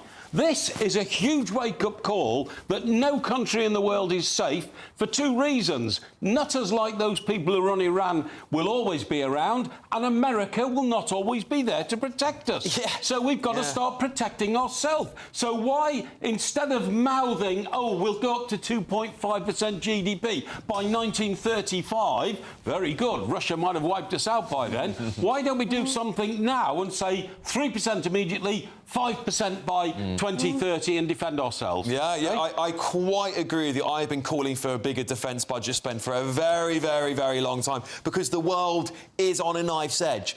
Since 2026 started, weekend after weekend, we've seen America go, do you know what? The old soft power is not working. We are losing control of the world, and actually we're going to need to make some big moves, and we're going to just say, do you know what? If you don't like it, shove it. We don't care. This is a new America. It doesn't care about the toothless international law that Keir Starmer does. And actually what it's doing, Jane, is whilst we might be able to say, oh, look, we didn't get involved in any wars, actually the Islamists don't care. Sweden didn't get involved in a war. Sweden didn't get involved in the Iraq war. And guess what? They are having attack after attack after attack, terrorist attack after terrorist attack after terrorist attack. Because these Islamists, they don't care about whether you're involved in a war. That's not why they're attacking us. They just don't like us. They don't like our way of life. Absolutely. There's been 30 bombing attacks. It's one of the worst in Europe. 30? Yes. 30 bombing attacks since when? I'll pull it up for you, but I want to pass it to someone else while I do. I'll tell you the dates. Well, I think it is slightly embarrassing that our Prime Minister, we should be sending him a pair of gold-plated tweezers for those splinters in his backside. And I absolutely agree about defence spending, and we could have £30 billion that he's paying Mauritius over the Chagos could be invested in our own domestic defence. And I think it is not a great day for and one of the reasons I think why he was so proud to say we didn't join in the attacks is our defences are already so hollowed out. I'm not sure we've got the resources to be able to get involved in something like this if it were to go on for 2 or 3 days. But do you see what I mean? That base in Bahrain is on Iran's doorstep. And I think if he didn't want to get involved this morning when he got this call, he should have been thinking of our service personnel in Bahrain. just across the Of course, water. we've got a very And strategic base in Cyprus. Now, he should have volunteered to the Americans. That's strategic. It's right there. We can use that either with RAF planes or you can use them with US Air Force planes. But he's even banned the US Air Force from using any of our bases, which I think is an absolute disgrace. Yeah, they are our disgrace. allies. I mean, Manny, how do you feel? You're an Iranian living here in the United Kingdom. You're seeing the Prime Minister not prescribing the IRGC, which there are complications around it, I understand, but where there's a will, there's a way. The EU have done it, right? The EU is a massive super bureaucracy. They've managed it. Muslim Brotherhood. They've managed that too. And we still are seemingly soft and weak on the people that are now enemies of us. They are bombing parts of the Middle East and have basically broken this out into a war, and our government can't even prescribe the IRGC. I don't know what should happen. How many more British nationals should be arrested just for being British national in Iran till we prescribe the IRGC as a terrorist group? The problem is, Jonathan pointed out a really good point, which one of the main risks is the vacuum of power in Iran. So we need to solve this. And the way to solve this is, first of all, prescribing IRGC as a terrorist group. Second of all, entering negotiations as the government with the opposition of Iran, which is Reza Pahlavi, Crown Prince Reza Pahlavi. And that way we can make a smooth transition. See, the important thing we should understand is, I always use this example. This is Soviet Union in 1990, but without a Gorbachev, with a Stalin. It's in its weakest part, but the radicals are in power, and they can do anything that they want with their... So there should be maximum pressure, and maximum pressure has worked. Pahlavi hasn't exactly sort of, gone running to the aid of the Iranians, has he? He does it all from America, doesn't he? No. The thing about Pahlavi is, when he shared his video of Iranians inviting them to go protest, it got more than 100 million views. But he hasn't been very close to Iran for many, many decades. The reason is, if he goes back to Iran, they're going to kill him. Well, I know that, but he could go closer. I think he could do more in the region to try and, gather support. Can I make a point about that? So, as I said before, I think it's really important that the Prime Minister, we accused him of fence-sitting. I don't think he has been fence-sitting. He said quite clearly the UK will not be involved offensively in this particular campaign. I think that is something that's to be welcomed. The YouGov poll the other day said 58% of people oppose an attack on Iran. Obviously, it's even higher in the United States, which has actually done it. I think it's also useful to point out that politicians aligning themselves with Donald Trump has not reaped dividends in any of the countries where it's happened. So you had in Canada, the surefire, so the person who was going to win the election, Pierre Poilievre, was completely rejected by the electorate because they saw what Trump was doing and they thought that he was aligned with it and they didn't want any part of it. In Australia, the Trump character also lost the election handily. In Denmark, the woman who stood up to Trump is now she just called a snap election, Mette Frederiksen, because she thinks she's going to reap the popularity that has come. Because Trump, the world policing that you were just talking about a second ago, Mike, was literally threatening to invade Greenland, a NATO ally, less 4 weeks ago. We can't just pretend this guy has any kind of stability or cares about us. All right, let's... someone who can talk very eloquently about the President of the United States is Bev Turner. Bev is joining us live in Washington, D.C. Bev, what is the reaction to the President's unprecedented strikes on Iran today, and how's it gone down with the American people? Well, as usual, anything that President Trump does gets seen through the lens of how people feel about President Trump. There's been a lot of left-wing media today saying this is outrageous, that he's dragging America into a war that they don't need. And of course, there is a more perhaps measured response from the right, who are looking at the rationale behind this, and also actually considering the amount of time that President Trump has given Iran, that he clearly feels they have exhausted all diplomatic means, and this is why he's been pushed to take this action today. Alex, I'm going to be on telly with you tonight from midnight until breakfast. I'm on for 6 hours tonight to take GBNews through the night, because obviously we are going to see dawn rise in Iran at some point, and in Israel, and we're going to be hopefully looking at the situation in Dubai. I think there's about 250,000 Brits live in Dubai at the moment. One of them is Ant Middleton. You'll know Ant from SAS, Who Dares Wins, etc. Well, Ant made it back to the UK this morning, coincidentally was leaving Dubai anyway. His family are still there. He's going to talk to me at the top of the show because he said he's had an incredibly desperate day today trying to work out how to get his wife and kids out. So of course, he has a military background as well. He sees this from all sorts of perspectives. We're going to be talking to him at the top of the show. I've got a whole host of experts from every single side of this debate, Alex, as I say, from midnight until breakfast at 6. So if you are watching at home, get comfy, get a coffee, and stay with me because it is literally history in the making tonight, it really Alex. is. It's incredibly serious, and we will be also looking at the implications for the UK. I've got a fantastic economics expert as well who's going to tell us what this might mean for us financially in the UK, what it's going to do to oil prices, to stock prices, to inflation in the UK. There's all of these ramifications which we're going to start to see emerging in the next 48 hours or so. Indeed. Bev Turner, you're going to be putting in a star show tonight. I will be watching.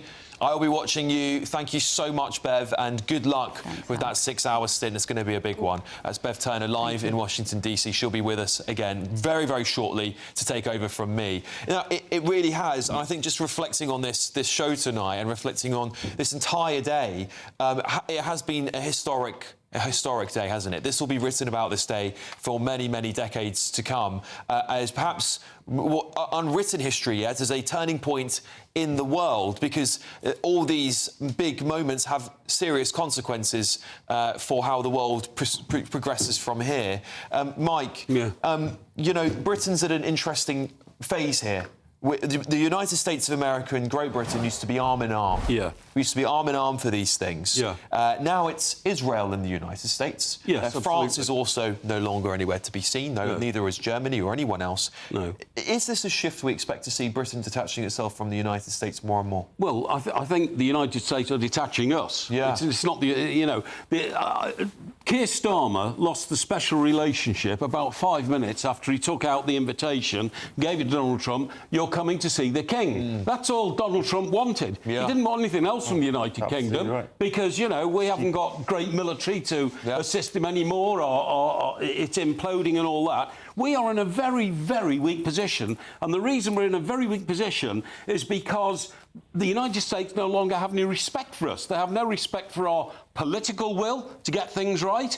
Their senior members, J.D. Vance and that, are constantly criticising the way we run our country. Now, I was lucky enough to live in New York and Washington in the 80s and early 90s when Ronald Reagan and Mrs. Thatcher, Margaret Thatcher, forged the greatest Western alliance since the Second World War. And the respect that we carried in America then, I as an Englishman, as a Briton lived there, and could draw on the respect that the United States had for this country, no longer exists. Yeah. It no longer exists. Yeah. There is contempt from some parts of America for what we are now in the United Kingdom. Yeah, we've sort of gone from, you know, dying superpower, Jane, to vassal state. Yeah. And when I say vassal state, I don't even mean it in a good way. Some vassal states have a lot of power, actually. I believe Israel might be one of those vassal states, if you were to ask me, attached to the superpower. I'm a realist. I know people might not like me saying that, but I believe it's true.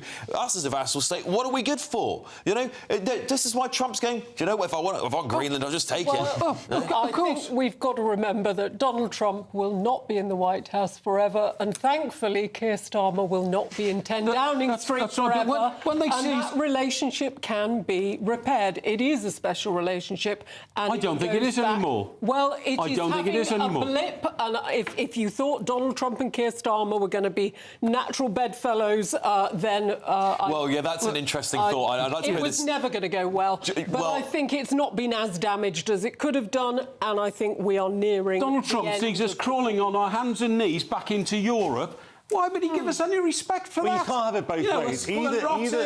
Either we're a vassal state, either we're a vassal state, or we're standing up to Donald Trump, and you don't like any of it. OK, well, look, what you can see here is pictures of Tel Aviv in Israel. Of course, throughout this very long evening ahead and morning ahead, should I say, Bev Turner's going to be bringing you a very special show, because at this point in time, we don't know what is going to happen. We have been bringing you rolling breaking news after breaking news. Just one of those pieces of breaking news would normally be a headline story, right? That's how massive this entire thing is. Just a drone bombing a hotel would be front page news around the world. That is just a small part of a massive story evolving across the Middle East and spilling out to impact all of us, because the ramifications of what's happened here in the last 24 hours are going to start filtering themselves down to the United Kingdom, to the United States. The Strait of Hormuz closed, international travel around the world disrupted. You cannot underestimate how much uncertainty there is now, and it certainly will, for the next 24 hours, be a day and morning to come of uncertainty. And Bev Turner is going to be looking after all of that for you during the next hour or so. Let's, Maddie, talk about what could happen in the next few hours, because, of course, Donald Trump has said he will not stop bombing, he will not stop pinpoint bombing until he gets peace. That's the exact behavior you should have with IRGC. Because, for example, so many leaders said IRGC should stop doing this, like UN. But the reality that happened is they do not care about diplomacy, they don't care about international law. You're dealing with people whose their whole goal, ideology, is destruction of the West. How you should deal with them is the exact thing Donald Trump said. Whether you surrender or you face death. And I believe in the next couple of hours we're going to see mass protests in Iran, and then we are going to expect from the Islamic Republic, not as organized as before, but machine guns in the street. I've heard from my friends in Tehran that there are machine guns in the street while people are celebrating. But if it's joined by the United States and Israel attacking the bases which they oppress people in Iran, then I think we would see a takeover from the Iranian people. Interesting. Jane, I guess the next 24 hours are critical. Critical because we know the IRGC are going to elect a new leader or appoint a new leader. I don't quite know how it works. Maybe you can tell us. Appoint, actually. It sounds like it's going to be a Teams call. Zoom call, That's your election, a Zoom call amongst 5 or 6 people. It could be the way the Labour Party has to do it. Their leadership. It's a really funny system. This assembly of experts, they say who should be the next leader, but half of those people are directly chosen by the leader. So it's not democratically. Experting, killing their own people. That's what they seem to be. But we could expect more bombs. We know Israel has sent more over towards Iran, and Iran has struck back at Israel. So we expect to see that constant back and forth perhaps continue into the next few hours, and who knows how much worse that could get. Jane, we have played a defensive role in this war. How likely is it that Keir Starmer's going to U-turn, which, you know, he's been doing a lot of in the last 18 months, and actually decide to give put Britain's full military might behind America? I would doubt whether he would change his position on this, but I do think he will commit to our forces having a defensive role in the region and in the wider region to defend all those Brits, the 250,000 living in the Emirates, and our tourists, and there will be a lot of people getting a bit of winter sunshine in the Emirates now. And I think Keir Starmer, he's missed it. You know, the train has left the station. Trump went ahead with Israel. He cares more about human rights. He's made this clear. He cares more about human rights. Human rights are quite important, Mike. And I think it's a real problem that we don't... He is a lawyer. He's not a leader. But I think on this occasion, the train has left the station. He wasn't on it. And I think the best we can hope for is that defence of our citizens in the region. Jonathan? Well, of course it's important to defend British citizens wherever they are.